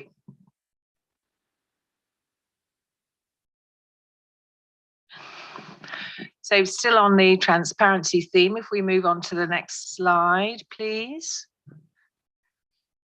We're now on, as I say, always quick to the questions. So the proposals here were actually to enhance the requirements and application material to actually help clarify for auditors when it would be appropriate to actually communicate with external parties. And so we've reflected that in paragraph 20A and paragraphs A37A and A37D of agenda item 5A. So, sorry, Tom, over to you with a question. Thank you. Okay, question 3. Sachiko, I see you're reaching. Don't be bashful. Thank you, Tom. I have 2 comments on this question. And first one is on requirement paragraph 25, big A, small b. I think this requirement, I mean paragraph 25, big A, are the similar one in either 250, that is law and reg. I think it's paragraph 29. But I'm not sure whether small b in paragraph 29 of either 250 applies to going concern as well, because I think that paragraph in either 250 was developed on the provision, based on the provision in the code on no class. So I think B is not necessary in going concern requirement. And my second comment is on paragraph A37, big B. I'm not sure whether I understand the intent of the first sentence. It explains that if law, regulation, or relevant ethical requirements do not include requirement to report, auditor may consider whether it is appropriate to report the matter in the public interest. And it seems to suggest that auditor needs to think about whether you need to report even if there is no responsibility established by law, regulation, or relevant ethical requirement, which I think goes beyond the requirement. I think having an auditor consider whether to report or not, just in light of the public interest, not a clear guidance. So similar to the requirement itself, I think the application material should be based on the auditor's responsibility established by law, regulation, or relevant ethical requirement. That's my comments to this question. Thank you. Thank you. Chomli? Thanks, Josephine. I'm supportive in general. Just one comment on the application material. So this is the same paragraph that Sachiko is referring to, but maybe different point. So A37 big B. So in the middle, so you talk about, the need to consider, and then in the middle you say unless precluded by the duty of confidentiality. And I'm just wondering whether it's worth sort of explaining a little bit how the IAASB section 114, because that's the footnote there, where we talk about the principle of confidentiality. How does that interact with the duty to report in the public interest? Because the way the sentence is structured, it feels a little bit like if IAASB code applies, then the duty of confidentiality will preclude reporting in all cases, which is clearly not the case. So I'm just wondering whether, maybe some clarification need to be included so that, it's not precluded in all cases. How does that interact? Thanks. And then it's the same for A37 big D as well, but I think just explaining it once will be sufficient. Thanks. Julie? Thank you. Struggled a little bit more with this one, Josephine, just because if the law or regulation exists that requires you to externally report, do we need this additional requirement in here? Because the law or regulation should cover it, and therefore, I guess the question was, do we actually need it in here because there's already something that requires the reporting to be done? So struggled with this one particular. Okay. Diane? I'm in the same boat. It struck me a bit that if I think of A37A to D, we're devoting 4 paragraphs to this. And I was again trying to reconcile this, that if there's already a requirement by local laws and regs, why do we need this? And then I got into a discussion with myself, which usually is not good, about are we putting too much on the auditor again and stepping beyond management, which again is increasing expectation gaps and becoming more of a policing function. So I got myself all into a tizzy in these 4 paragraphs, both just generally the topic. Are we trying to trump local laws and regs? Are we extending our responsibilities? So the whole thing I was pretty uncomfortable with. Thanks. I was going to ask you how that conversation went. Was it friendly? A little testy? Isabel. I'm a member of the task force, but if I may, Josephine, I wanted to jump in after hearing what I heard, because I come from a country where law and regulation impose an early warning procedure where the auditor has to report to an appropriate authority when there's a going concern uncertainty. And the way I perceive what we are proposing here is a kind of reminder for the auditor to have a one-stop shop on going concern. And while you apply the ISA, to think also at your other responsibility and not forget about them. Because we can see in the practice that sometimes the people that perform their audit and they do not connect with the other responsibilities they have. So I take it as a safety reminder. Don't forget to do what else you have to do. Unfortunately, we cannot mandate any kind of requirement like this to report externally when there's nothing in the law, but at least when there's something in the law to think about it and don't forget it. Kai? Thanks. Only a brief comment. In my view, if an auditor is auditing the financial statements of a regulated entity for which there may be a regulatory enforcement or supervisory authority, then auditors' abilities are even with this requirement to be redundant. However, if the regulatory committee believes this is to be a helpful addition, I will not oppose it. Thanks. Okay. Anyone not on the task force who hasn't spoken? Because we've had more mixed views on this, it might be useful to give the task force clear direction. Len? On the paragraph for the requirement, I think it's perfectly fine. I think based on what Isabel had articulated, I think without imposing new requirement, but this is a really good reminder, auditor responsibility, obligations in the work we do. So I think it's good. It's almost like a stand back. I think there's so much expectation, and in terms of our roles of responsibility and going concern, I think having a reminder in the requirement is very helpful. Sue? Yeah, I was also okay with this. I got mixed feedback in the outreach, so probably reflecting the discussion here. But like Len, I think it's a useful reminder to have. It's if it's relevant, it's an important piece. Kai? Thank you. As being explained, it's really a requirement that's already applying. So it's a reminder, and whether it's that much helpful, you could question. But I think if it seemed to be helpful, I'm fine with it. Anyone else? Okay. Janine? Yes, I think it's an important thing from a public interest perspective, because others, not being auditors, looking at the standards, would expect a requirement like this in this standard. It's also something that was explicitly made explicit in the public interest issues that the PIOB issued in April.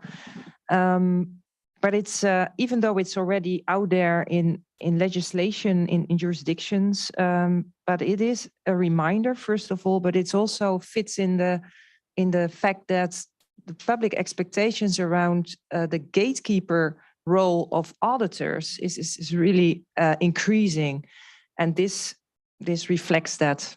So I would be very much in favor of keeping this in. Thank you. Thank you, Janine. I guess I share a similar opinion that it would be at least useful to consult on this. And if it doesn't appear in the ED, then we won't get the feedback on whether it's a practical example, with all the caveats that, with the intent that Isabel suggests, and we should explain. And if people don't read that intent, then maybe we have to reconsider some of the language, and we got some input. But I sort of would regret taking it out and therefore losing an important piece of information for the general public to react against going forward. Josephine? Yes, thank you for that, Tom. And yes, I would agree. I thought I might try and help Satchko out, though, on the A37B, because of course, when you read it, if there is no requirement under law and regulation, why would you have the auditor step outside their zone? But I think what we were trying to get across is in the example. So you might have situations which in the UK, I don't know what they're called elsewhere, they're called bilaterals, where the firms will have conversations with the prudential supervisors, and then trilaterals where the entity is involved in those conversations as well. And there's nothing specific that they're required to report on. So there isn't necessarily a requirement to report if there's a going concern matter, or they usually work around capital considerations. So sometimes not even related directly to the historical financial information. But in that situation where you're in a bilateral and something was concerning you with respect to going concern, it's highly likely that that auditor would have that conversation.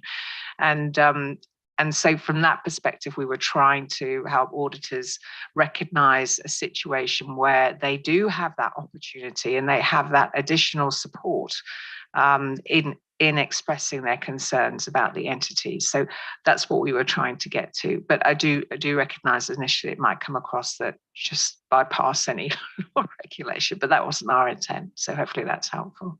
Thank you. Yeah, thank you. I think maybe I had a question is because I think in that situation you have a right, but the expression seems to indicate there is no responsibility, there is no right, but you need to consider something. Maybe that's the impression that I get. So thank you.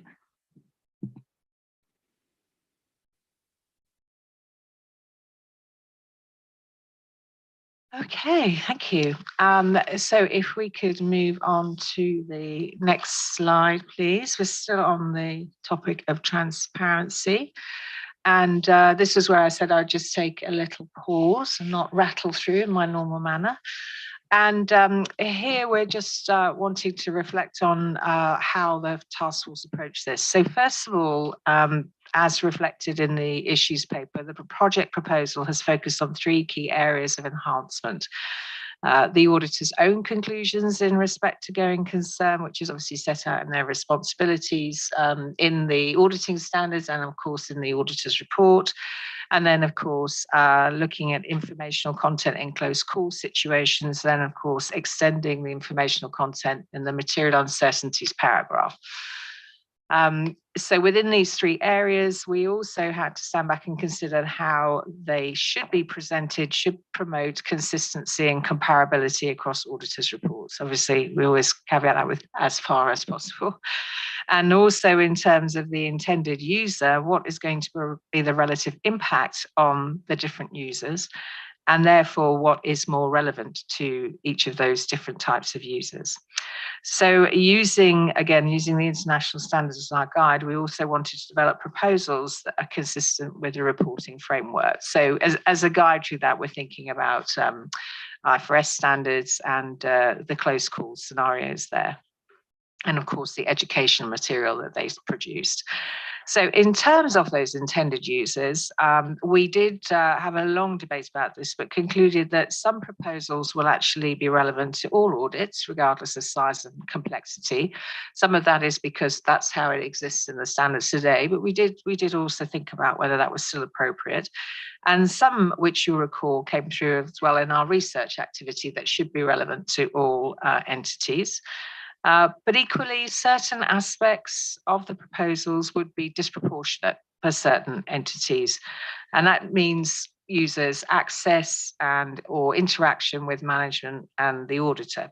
So similar, therefore, to the decisions made in respect to developing a differential 701 standard, we concluded that certain aspects should only, therefore, be relevant to listed entities. And then in terms of comparability and consistency, feedback and research has cited real challenges, as we know, in respect of the placement of commentary of going concern in different parts of the auditor's report.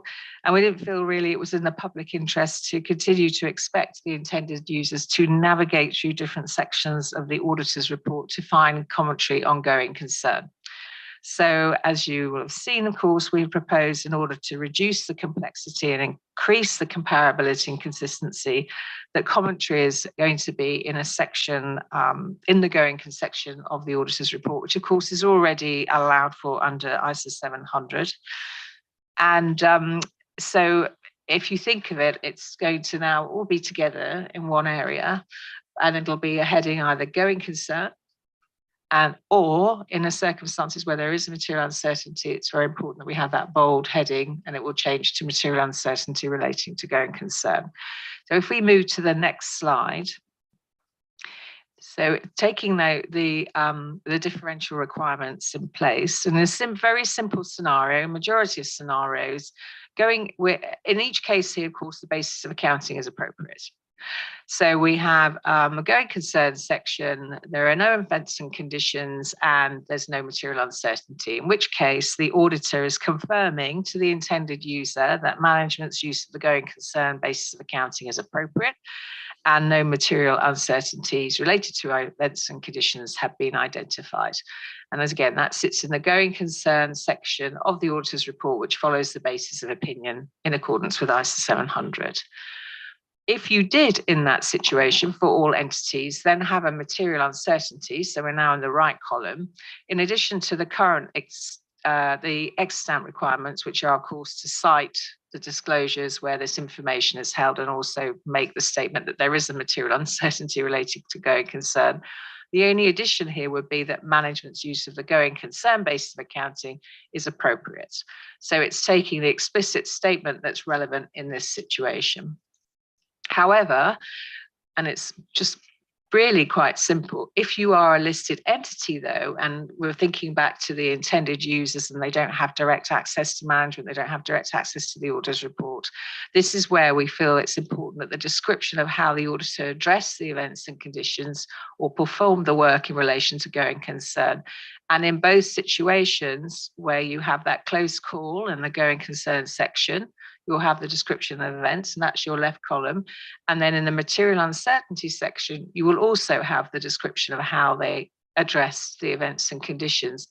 But we have also made it very clear in the application material that in that material uncertainty situation, what you don't want to do is draw attention away from the fact that you have a material uncertainty. So the language used has to be much more carefully constructed to make sure you don't take the spotlight off that particular point.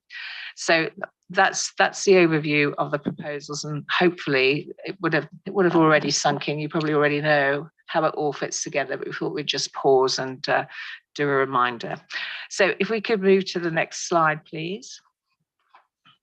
So the board is, of course, asked for its views now on the initial proposals for providing the first piece. So that's the explicit statements on going concern in the auditor's report, and that's reflected in paragraphs 21A and application material A27A. Thank you, Tom. Okay, we're just talking about 21A, not 21B. I imagine one will invite more comment than other. Kai? Thanks, and I have an issue which I'm concerned with the successions with respect to the reporting in the auditor's report as set forth in paragraph 21A, because in my view, they violate two principles of auditing standard setting. First, an audit of financial statements is in an attestation engagement as defined in the IAASB assurance framework. That means that other than when auditors give a modified opinion, auditors do not provide original information about the contents of the financial statements. It is management responsibility to provide original information about the entity, the financial statements. In the auditor's report, the auditor provides assertions about information provided by management in the financial statements. By including the assertions as proposed in paragraph 21A, without management providing such assertions in the financial statements, audits will be changed into direct engagement as defined in the IAASB assurance framework. Therefore, I'm not convinced that changing audits into direct engagement is in the public interest. Second, it is a fundamental principle of auditing standard setting that the auditor's report should not leave the impression that auditors have greater responsibility for the content of the financial statements or for financial reporting matters than management does. By including the proposed assertion by the auditor in paragraph 21A, without a requirement for management to provide corresponding assertions in the financial statements, the auditor's report leaves the impression with users that auditors have a greater responsibility for going concern matters and disclosure than management does. Consequently, I believe that including such assertions from auditors in the auditor's report when management does not include corresponding assertions in the financial statement is not in the public interest. I also note that in some jurisdictions, such in my country, providing such statements may contravene local law or regulation on the content of the auditor's report in connection with legal confidentiality requirements. That being said, I can imagine auditors including such statements if management is required to do so by the financial reporting framework, or if management voluntarily chooses to do so because the auditor would not be providing original information. That's all. Thanks. Warren? I echo all of those points. I think they've been well put, so I'm not going to repeat them. I just wanted to add that in the engagement that we've been doing with the South African stakeholders, there's also a concern, particularly from the investor community, that this disclosure, and including the bits about how the auditor came up with these conclusions, is likely to end up being very generic and sort of boilerplate in terms of its nature. It tends to suggest, as has been pointed out, that the auditor's report is somehow a substitute for disclosure that ought to have been provided by management, and either repeats the opinion, because by reaching the conclusion or by coming up with a clean audit opinion, you are indirectly also coming up with a conclusion on the appropriateness of the going concern assumption, or could create a situation where stakeholders actually think that the auditor's responsibility is to express an opinion on the long-term viability of a company, which is actually what many of the investors we spoke to seem to infer from those statements, particularly in cases where there were no material uncertainties related to the going concern assumption. Thanks. Sue? Thank you. So I also have some reservations here. And I think what I'd be really interested in is if we have any feedback from countries where this is really happening, because there's a risk that there's more words going into the audit report. The audit report's getting longer. The question really is, are people using it? Is it helping? Is it just adding more bulk? I know investors will often ask for that kind of information, but I'd love to hear whether it's valuable to them. So I think that's probably a key, and you're going to answer that straight away. So that's really the kind of reservation. Is it meeting the need that's been expressed in this every case scenario? Yeah, thank you, Tom. Sorry, I feel like we're slightly going down a bit of a path here that I just want to take a bit of a pause, if I may. And Tom, please, if I'm speaking out of turn. We debated this when we went through all the research and feedback, and we presented it in the project proposal as something we were going to explore through exposure draft, and we voted that. So I feel a little bit now like we're re-debating something we already debated, and when we expressed this in previously, this is part of the auditor's responsibilities. It's already in the auditor's report. And the auditor is merely confirming what it is that they're responsible for already. I'm afraid I disagree with the argument that this is asserting something that management doesn't assert. They're presenting a set of financial statements that have been prepared under either compliance or fair presentation. They are asserting they are a going concern, and they are not making any reference to material uncertainties, so they're making that assertion too. So I honestly, just because one particular jurisdiction doesn't require management to have that note that they prepared the accounts under the going concern basis.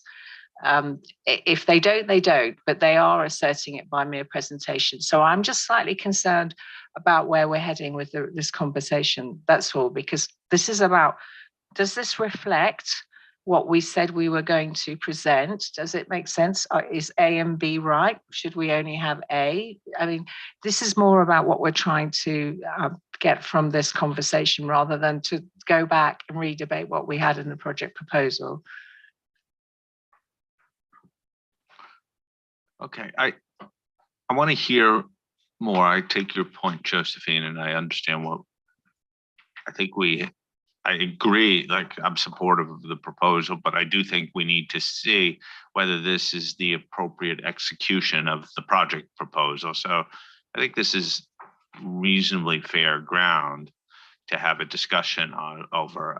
Then I could think that we could discuss whether we still proceed on this basis or not. So I want to hear a few more people before we debate on this point. Diane, I'll call on you.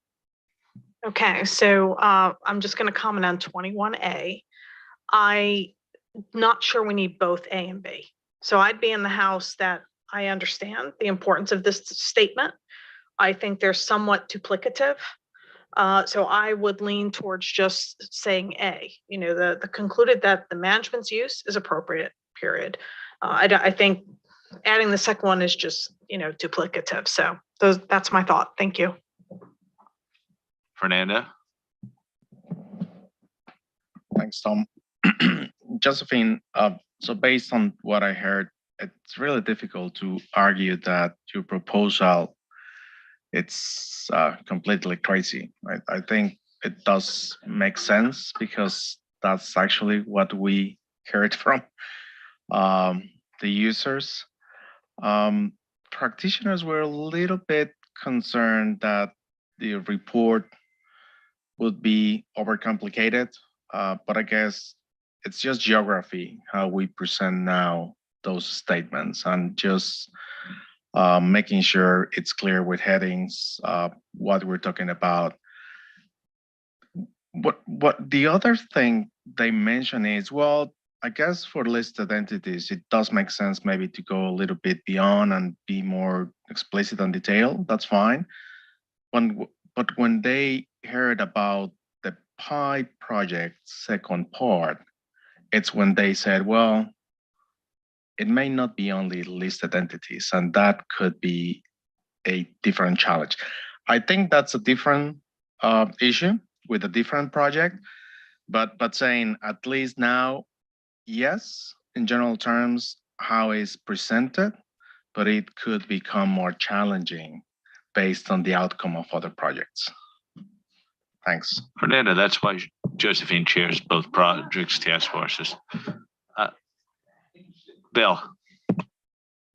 Excuse me, Josephine, if I forget the previous discussion, but I do remember Janine raised at, I think, our March meeting, wasn't it, that we ought to revisit the principle, which has been mentioned now, that we don't report in the audit report what management should be reporting in the accounts. Now, I think, so again, I guess without talking at length on this particular issue, reporting in the audit report is relevant for PI, for going concern, for fraud, and it's going to be relevant in a number of decisions we make. And I just think we probably do need to have clarity as a board around what we have previously discussed, or whether we need to discuss it more to get clarity around what we think is the right way to go.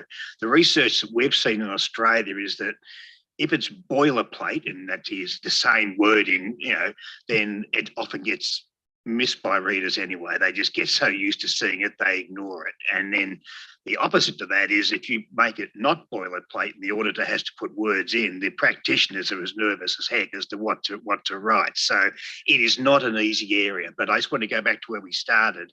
I think the point that Janine raised, that we question the principle that we don't put in the audit, we question the principle we've followed to date, that we don't put in the audit report what should be reported by management. I'd like to have that clarified. So if there was a previous discussion, I don't know if I missed it, I think we do need to put a line in the sand on where we sit on these matters, for not only this, but for fraud and for other topic areas as well. Okay. Okay, Martin. Thank you. I'm supportive of the direction the task force is heading, and I think I said working group earlier, so sorry for that. It's a task force, but I'm also with Diane. I think we don't need A and B in 21A. I think B is a bit duplicative, and not sure what we will add there. Thanks. Julie? Thanks. And Josephine, I did think we were being true to the project proposal in that we said we would consider, and maybe I had my own internal conversation like Diane had on the other one, because I considered it.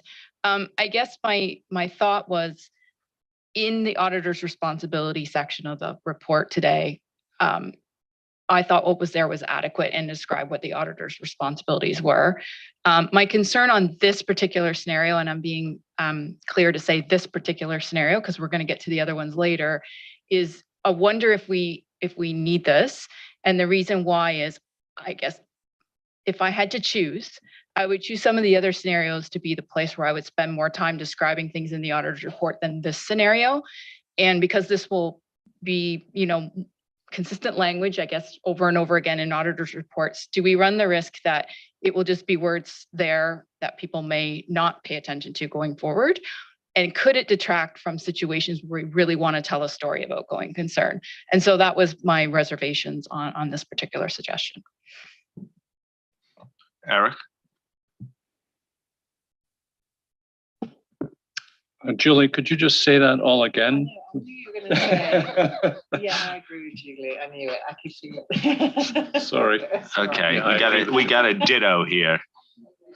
I guess my only point is, I guess we'll raise this up, but do you need, if you think that's the case, do you need 21A for the construct of B, 21B, or future? Like, I sort of view it personally as a little bit of a building block approach, and the way machine reading will start doing and find discrepancies and differences in audit reports, it may be the baseline case. That whether you have 21A little b is another matter, but I don't know if that was the intent. So I'll go back to you shortly, but Diane? Yeah, I was just going to reiterate what Julie said. When I was reading this, I was really comfortable with the close calls, and I absolutely agree with everything you've got there. It was, to your point, if you've given a clean opinion, do you really need these affirmation statements, and does that somehow detract from it? So I'm definitely in the same camp with Julie.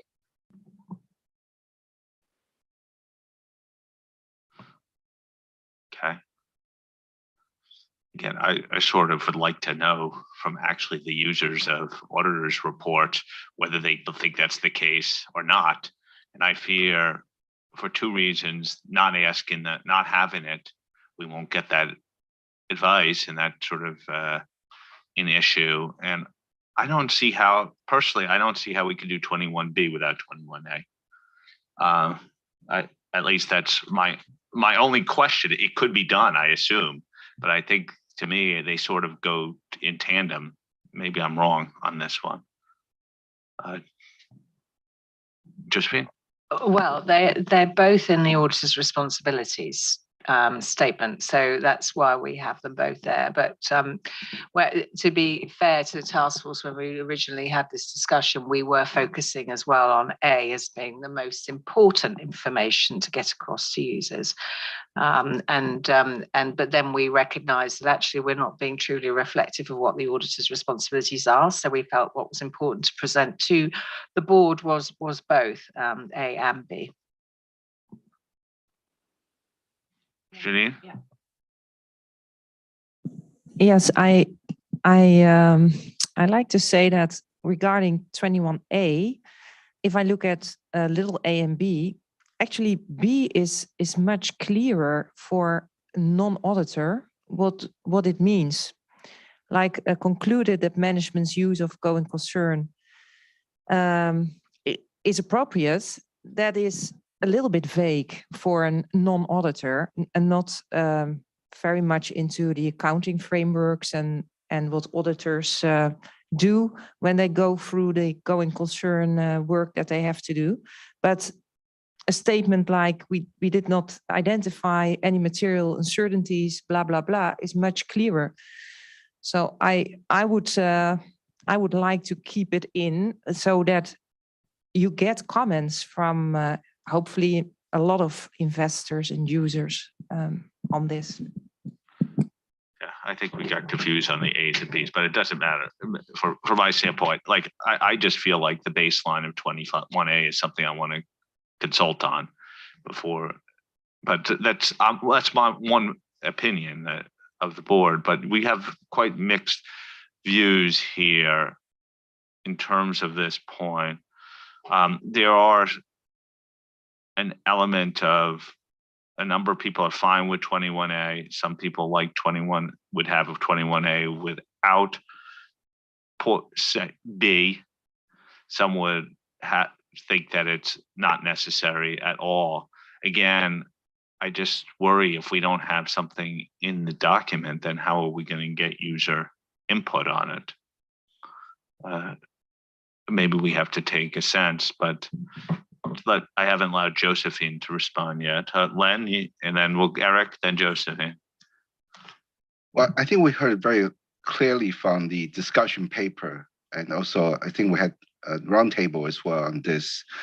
I think in the project proposal, we decided to go out and explore.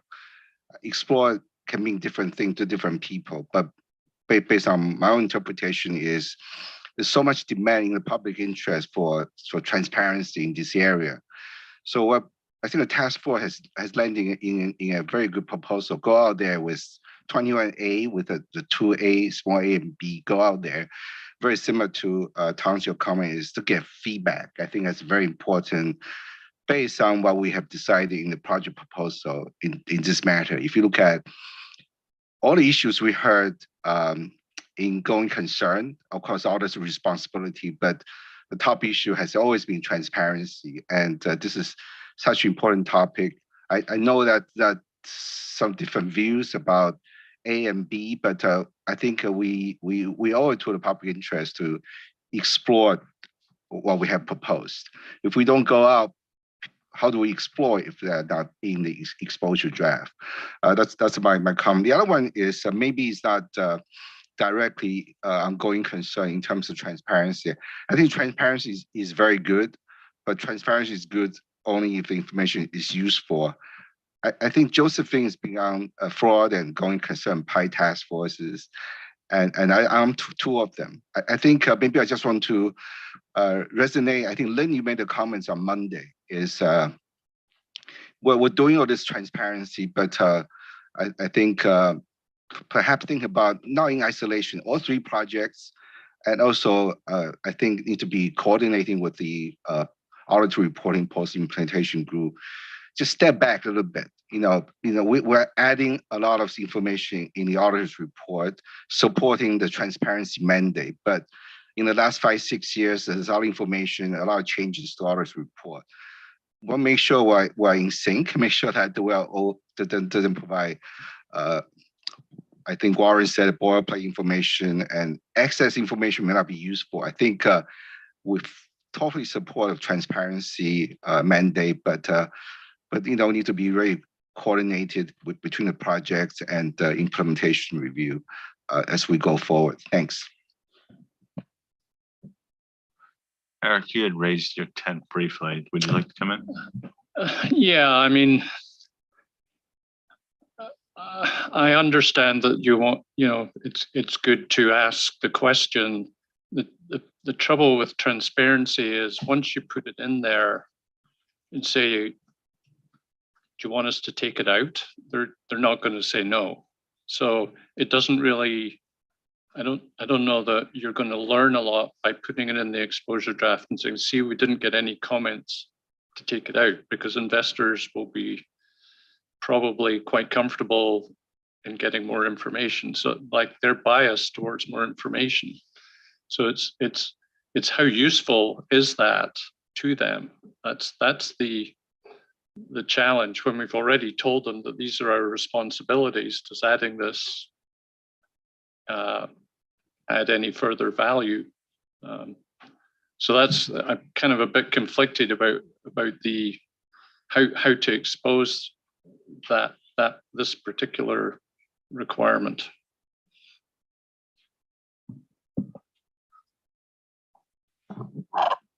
Might be quite useful to hear from members of our task force, because there's 4 members of the task force, 4 board members on our task force. So just to kind of get a different balance of views here.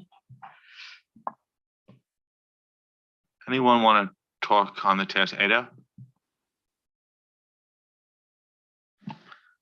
Yes, happy to. And I'm a little bit, I've listened to what is said, and I'm moving a little bit. So these are our responsibilities to some extent. And I think you said it well, Fernando, it's a bit of geography. This is our responsibility versus we have concluded. It really doesn't matter. On the other hand, I appreciate the comments also, as Bill made it. Well, if this is going to be standard language, there was a reason we put it in the appendix rather than in the main body of the auditor's report. So I'm just letting these comments sink in, and I think there's some more to explore with the task force.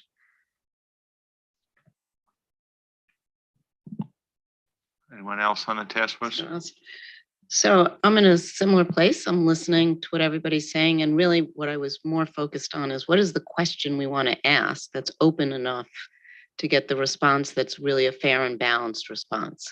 So that's where I'm headed, because during the task force meeting, I did agree to this because I felt like silence in the report was the same thing as what we're talking about here, because it is our responsibility. And what I focus on this entire activity when we're revising or rewriting standards is, will it change behavior? And, in the performance of the engagement. And I did think an explicit, whether or not these are the words that we want to put in, we can explore, but I did think something in the auditor's report would change behavior, certainly documentation. Anyone else? Yes, on this topic, we already tried some years ago in the auditor's reporting project to have an explicit statement. So finally, we are back to that right now. I heard some concerns on the fact that we would be information provider on the entity. Usually the entities, they disclose that they have used the going concern assumption to prepare the financial statement. So it's explicit in the note. What is not explicit is the fact that they don't have any uncertainty. Normally they never disclose it. It's implicit. So regarding 21 big A, little a, it's very easy because the disclosure is there. Regarding 21 big A, little b, I can understand that some people perceive it as disclosing information, but the entity has not disclosed because it's implicit. Okay, I think we need to give the task force some guidance. I think we probably need to do this a little bit by straw poll, because if the great majority of the board does not want to pursue something around 21A or some variation of it, or 21A with some willingness to explore with the explanatory memorandum, we should know that now. But if we want to kick it back to the task force and have something along the lines of 21A, even if it only includes little bullet A, which I think is based upon advice, could be a real approach with some discussion and explanatory memorandum and some fair balance language to get feedback from different sources, because the potential downsides of this should be also explored in an exposure draft if we would go that way, and then we should know that too. So by show of hands, who would not support any inclusion of a 21A like thing with some modification by the task force in any exposure draft that we put out? You can raise your hand. Okay. Who would allow the task force to continue to develop 21A with some modification?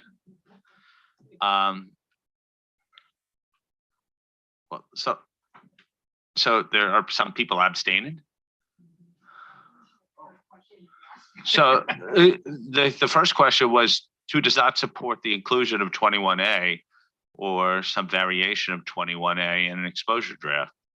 Because I think the task force now needs to go back and think about whether we heard some people who objected to 21A in principle. So if you are in principle against something like 21A, and we need to know it if a clear majority is against that. So,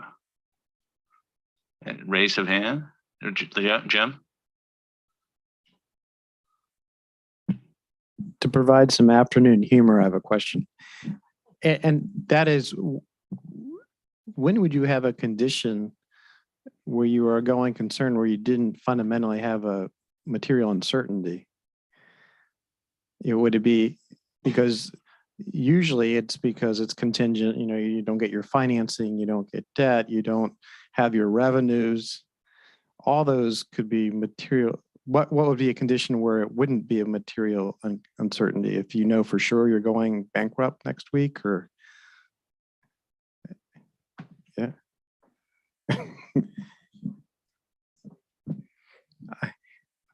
No, on 21A. So we're doing, yeah, You don't have- 21A, little a. It's just, you're just confirming back that you're, in terms of your responsibilities, to obtain sufficient appropriate audit evidence as to whether management's going concern assumption is appropriate.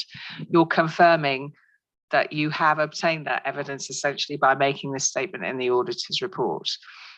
And that's 21 big A, little a, and little b. But does that ever happen when they don't have a material uncertainty, I guess? Yes, that that's your responsibility always. Okay. So again, I guess, are there enough people who don't want the inclusion of 21A in the exposure? I don't see that. I heard about 3 or 4 or 5 people that have concerns, but that doesn't seem like it's a block majority. Warren, I saw you're one who has such a concern, I remember, but yes, I was just voting. I don't want to say anything else. Yes, you're voting, you agree with that you would prefer it out, right? I understand that. I heard Julie and Kai, I may have heard, was it Shachiko? Did you raise it? No, Kashka's fine with it. Yosh raised concern maybe. But I think you have, bring it back to the task force from my standpoint, and that it's worth continuing pursuing. And the word, to take our word, exploring. But we didn't use exploring. We specifically didn't use exploring in the project proposal because that's the fraud project proposal. Now we're going back to semantics. Yeah. They're important though, because if we were to dial back on that, we're not fulfilling what we said we would do in the project proposal. So that's also consider as the word. Okay. Anyway, I think there's enough concern that we have to be, even if we put this forward as our preferred option, we're not approving the exposure draft today, that we would have to have some real discussion around this and get feedback in the explanatory memorandum. Yeah, and also to Sue's point as well, in those jurisdictions where this does exist, it's reaching out and seeing if they've done any post-implementation review, what they've heard, if they've reached out to investors, and we could do that as well as part of, if it's not, the next period, whenever they've done it, part of the exposure period as well. Because I think that's a very important point, getting as many views on this as possible. And honestly, the task force is able to go back and consider as I think as Ado and Isabel said, that you want to consider the discussion we had today and its impact on your thinking. Lynn. I didn't vote because you didn't give me an option that I could vote on. And my vote is firmly on the fence. I can see both sides of the story. So therefore, I'm in the position of, at this stage, leave it in and expose it and get people's opinions. I think that's similar to our previous points too. So Lynn, I thank you for clarifying that.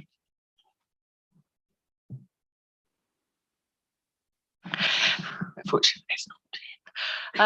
Okay, so we're on to the next question now. So we're moving still through our transparency. And this is where we're talking about the auditor's report in the closed call scenario. And there we've got the requirements set out in 21 big B. And we also have some application material. Oh, sorry, there's also paragraph 1 as well, which obviously highlights that certain aspects of the requirements are for listed entities only. And then you've got 21 big B, and then you have A1, A27B, and A27E. And to reiterate, this is differential, so it's only in respect of listed entities. So Tom, comments on this piece as well, please.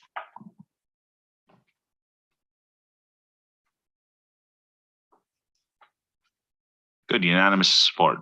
No, Sachika. Sorry, thank you, Tom. With regard to this one, I have some concern. Because maybe. Yeah. Because maybe I'm from the country jurisdiction where key audit matter has recently implemented, right? And therefore, I think the current key audit matters approach is appropriate. I understand that although many jurisdictions have already implemented the key audit matters for several years and they are already practice, but some jurisdictions, including Japan, are still in the process of establishing the practice of key audit matters. As such, I think we need to be very careful when we revise the related requirement. That's my, background, why I have a concern on this proposal. Thank you. Thank you, Sashika. Kai. Thanks, Tom. Since this requirement only applies to audits of financial statements of listed companies, or entities which internationally tend to apply IFRS, that requires disclosures on close calls because they require considerable judgment. I'm in favor of enhancing transparency as proposed. Considerations should be given as to whether it may be more appropriate to provide these matters in the CAM rather than the going concern section of the auditor's report. That's all, thanks. Thank you. Julie? Okay.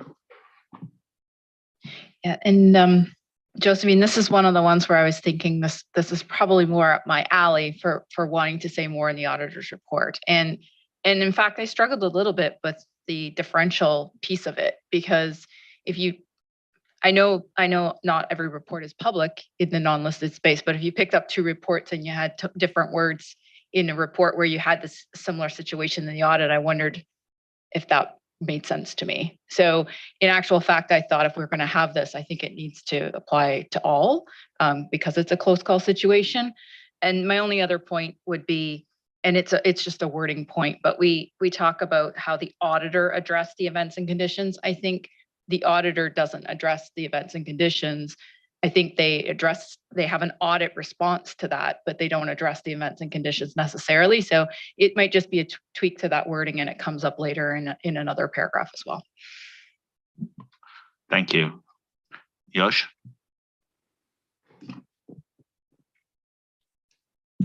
Thank you, Chair Tom, and thank you very much.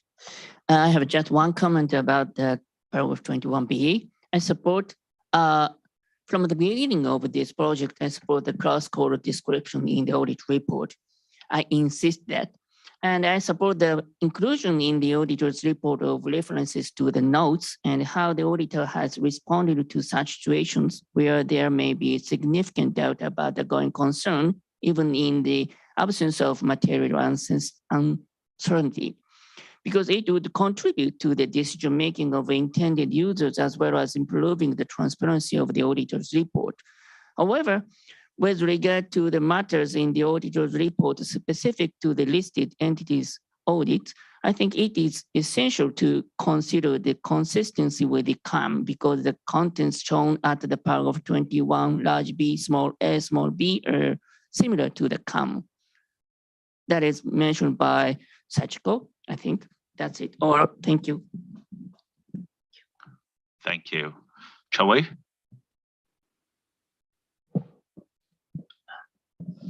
Thanks. I'm supportive. Just some comments on the application material.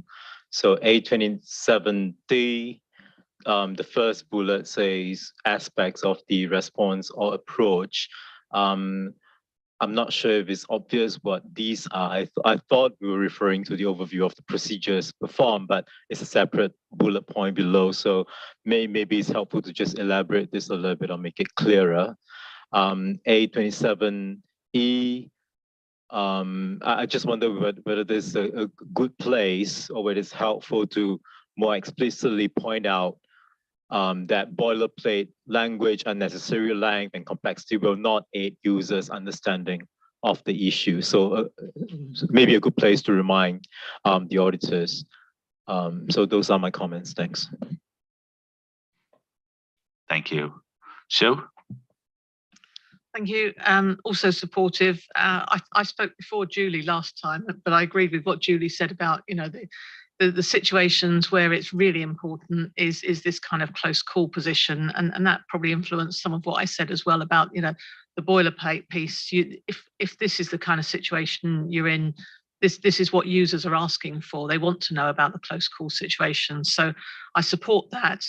In the outreach and preparation before this meeting, there were questions about the interaction with CAM, so that might be something just to sort of reflect on and clarify for people.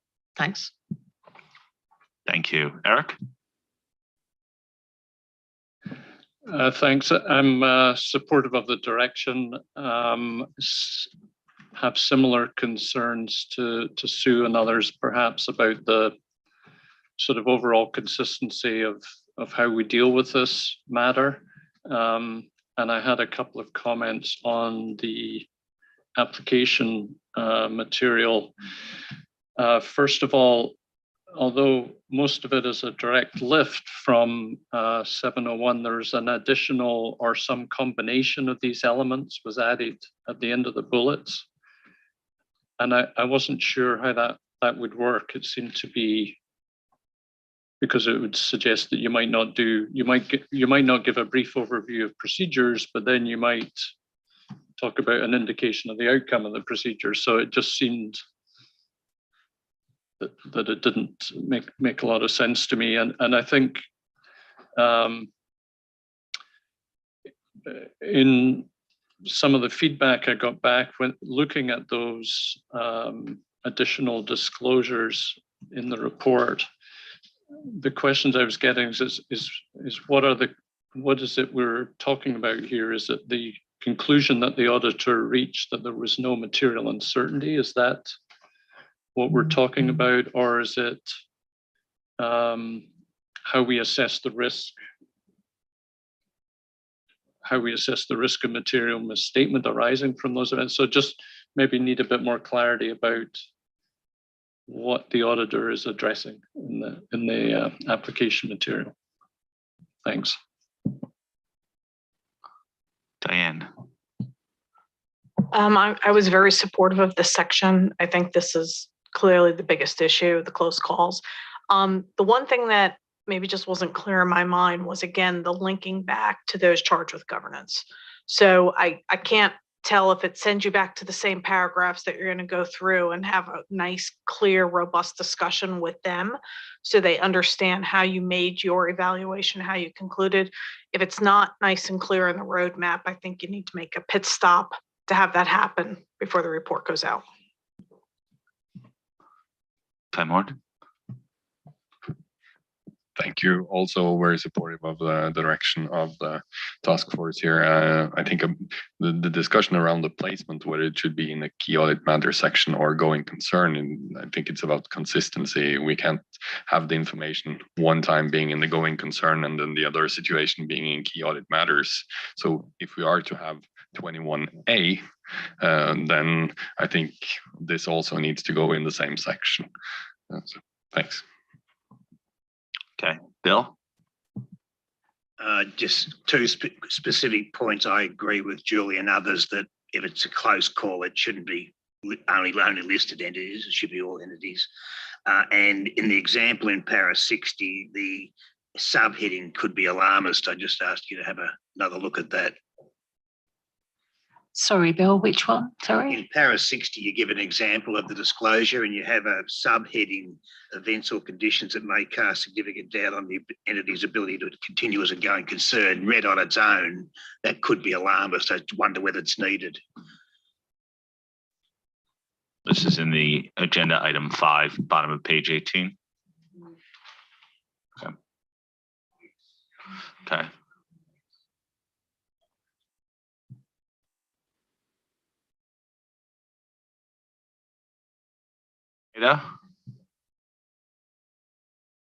I don't want to overstep my turn, so okay.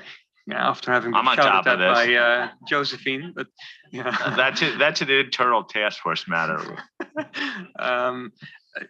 Just want to come back to Diane, where you've mentioned a couple of times of the interplay with those charged with governance. Well, at the moment, we're primarily dealing with transparency and those charged with governance. Well, and I'm giving a little bit of my personal view, but those charged with governance will have a role to play much earlier in the process, where we will, because we haven't gone into the additional procedures that need to be performed in this respect. So those charged with governance will have a role to play there at the beginning and throughout. So it will come back, not just yet here. Yep, no, I appreciate that. I just feel strongly about that. That's all. And so do I. Almost as important as journal entries. So, I mean, probably my top 2. Thank you. Isabel. I strongly believe that we need to include in the auditor's report the information that is relevant for the stakeholders of the entity. with my international experience, I know many jurisdictions where 99.9% of the audit report being issued are issued for statutory purpose on private companies. And for example, you will issue auditor's report on a lot of one fully owned subsidiary of a group. And at this stage, I'm not convinced that adding something on the close call in 100 subsidiary of a group, when it has been solved, will bring a lot of value. So it's much a burden for the auditor. So I think we need to carefully consider expanding it to all entities. Josephine. Yeah, thank you, Isabel. That was one thing I did think we probably ought to just circle back on. I can see why one would, and that's actually the feedback we got from the LC roundtables where we talked about this, was that there are close call situations in smaller entities, but it's about the intended users again, to Isabel's point. And if the intended users are interacting with the auditors and management fairly regularly, then what is this information really going to add for them? So it would be quite good to get an idea, maybe if we do a straw poll, is the proportionality argument for this right? Have we got that right? And therefore, should it at this stage only apply to listed entities? Notwithstanding, Julia, I do support your view, but there's also the element of the fact that the auditor won't be prohibited from putting more information in the auditor's report if they are so inclined. And we could obviously make that even clearer, but it would be a good idea because it does change direction if there is a view generally of the board that we should extend this to all entities. I'm not getting that impression, but I just want to double check. Julie, are you?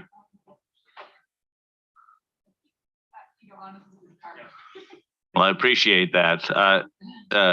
Okay, who feels strongly that this should expand to all entities?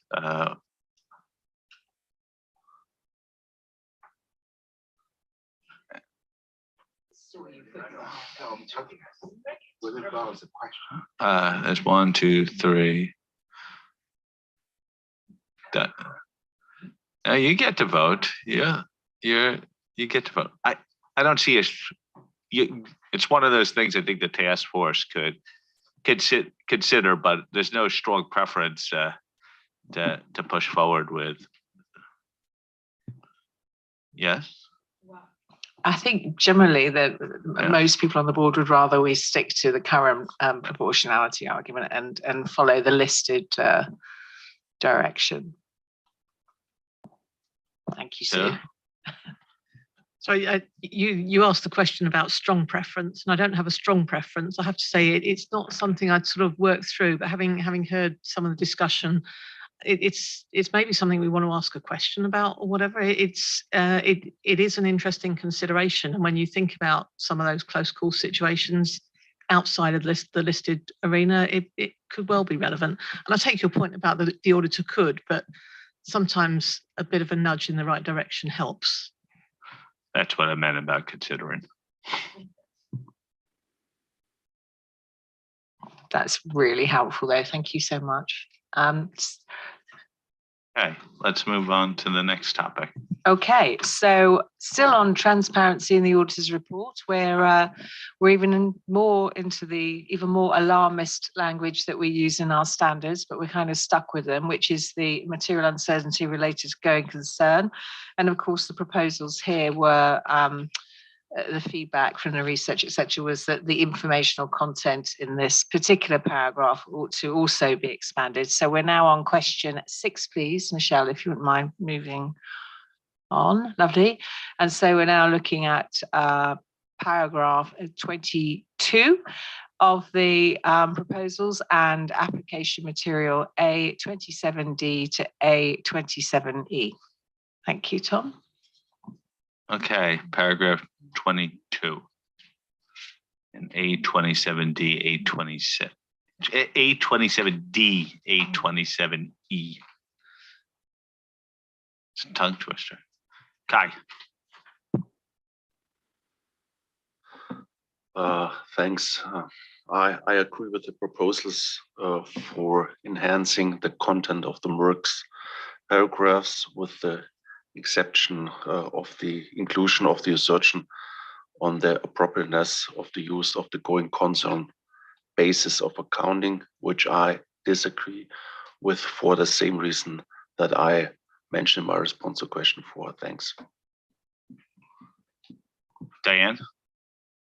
On 27A, 27D, similar to the comment I made earlier, I think this is another opportunity where we talk about the information that's provided in the auditor's report and how they overcame it. I think we also would want them to talk about, again, some of the key assumptions. So what were the most sensitive items? Was it, ability to get financing, whatever it is, whatever the key elements were that drove them, that got them over that? I think they would want to give a little bit of color on that in their report. Thanks. Anyone else?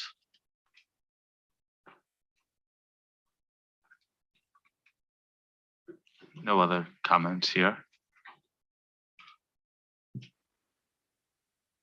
Okay, thank you very much. So next slide, please. I don't think where we are. Oh, now we're on to the non-authoritative guidance. So why don't we use this as an opportunity to break oh, right sorry, now? yeah, sorry. Because it's 5 minutes to our scheduled break, and I want to give people the opportunity to break, and I'm not sure we'll finish this next section in 5 minutes. So we'll take a break. You have a half an hour break. Let's reconvene at 5 minutes to the hour. So 3:55 our time here, and we'll see you in 30 minutes.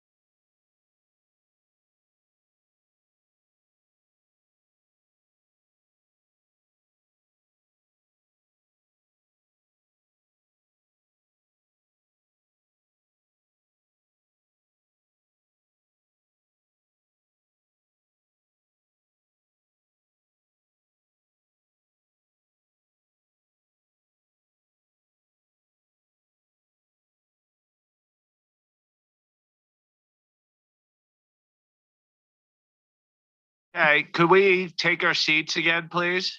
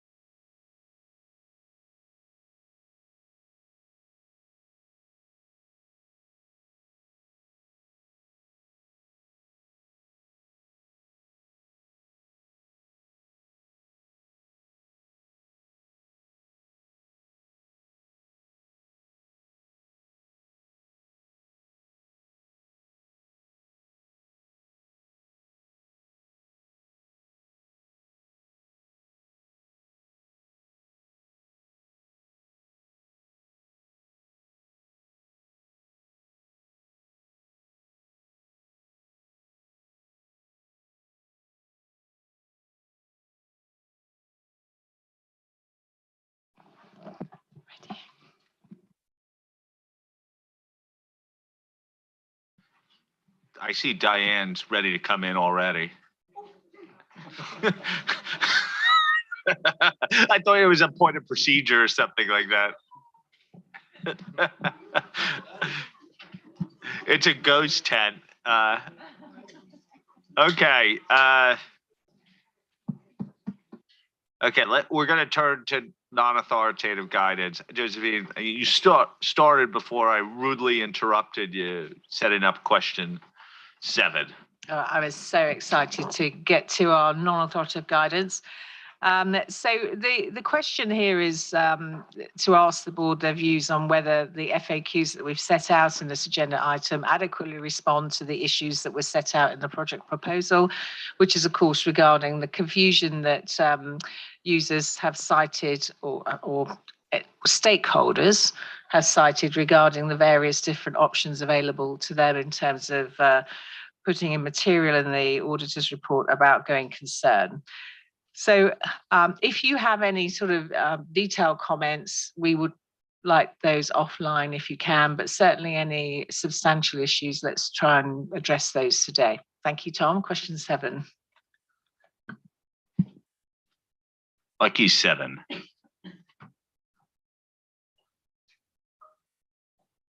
Any comments?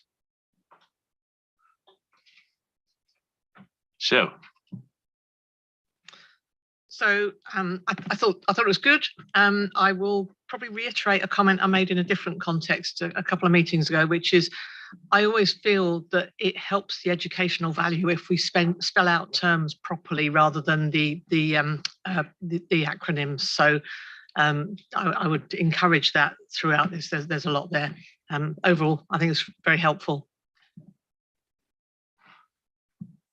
Thank you, sir. I happen to agree with you. I feel like I need a table of acronyms. Anyone else?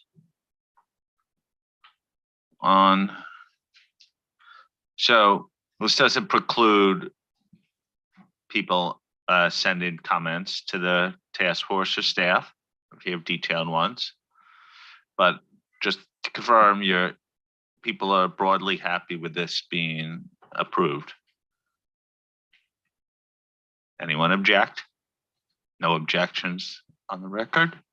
So, well, that was simple. Great job, team.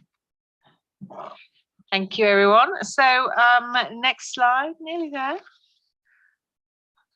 Okay, so way forward, clearly we appreciate all the feedback today. It's been absolutely excellent. And then do some of those, some of you said you had some additional comments you'll send to us. So looking forward to those.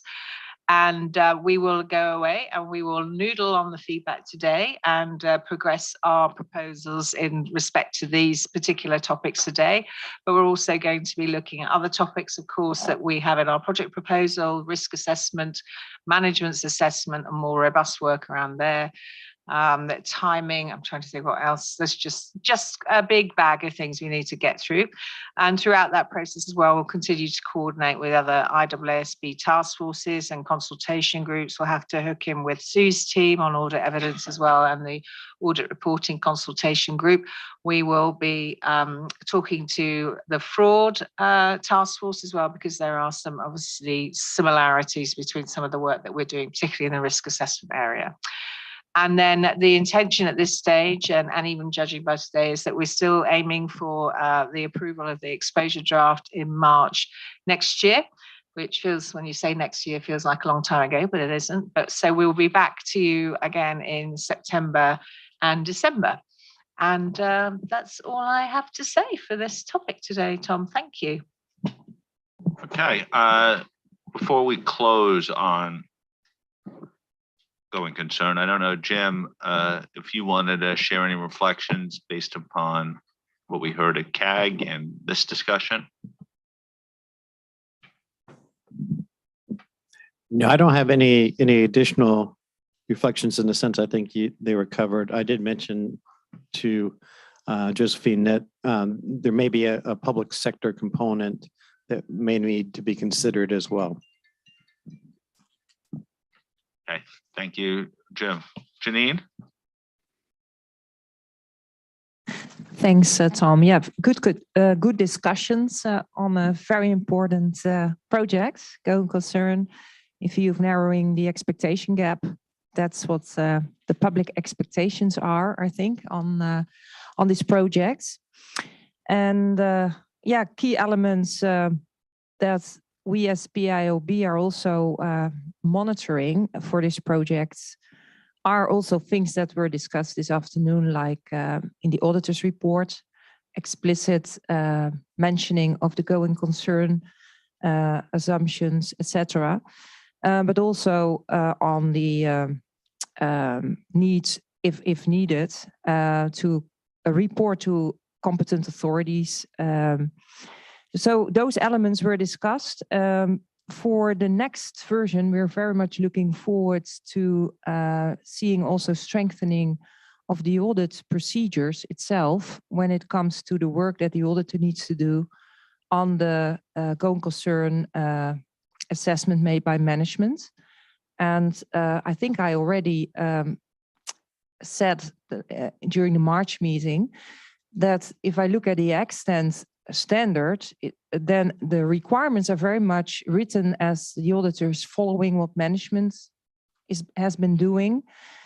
But I personally believe that is also very important for an auditor to also think first, what would the auditor expect that management would use for its assessment? Also to be able to challenge management if there is not enough supporting evidence actually that the auditor can derive from what management has been doing. So those are elements that we from a public interest perspective are looking for. We're confident and encouraged by the discussions and the papers that we saw. So very much looking forward to the continued progress of this project. So thanks.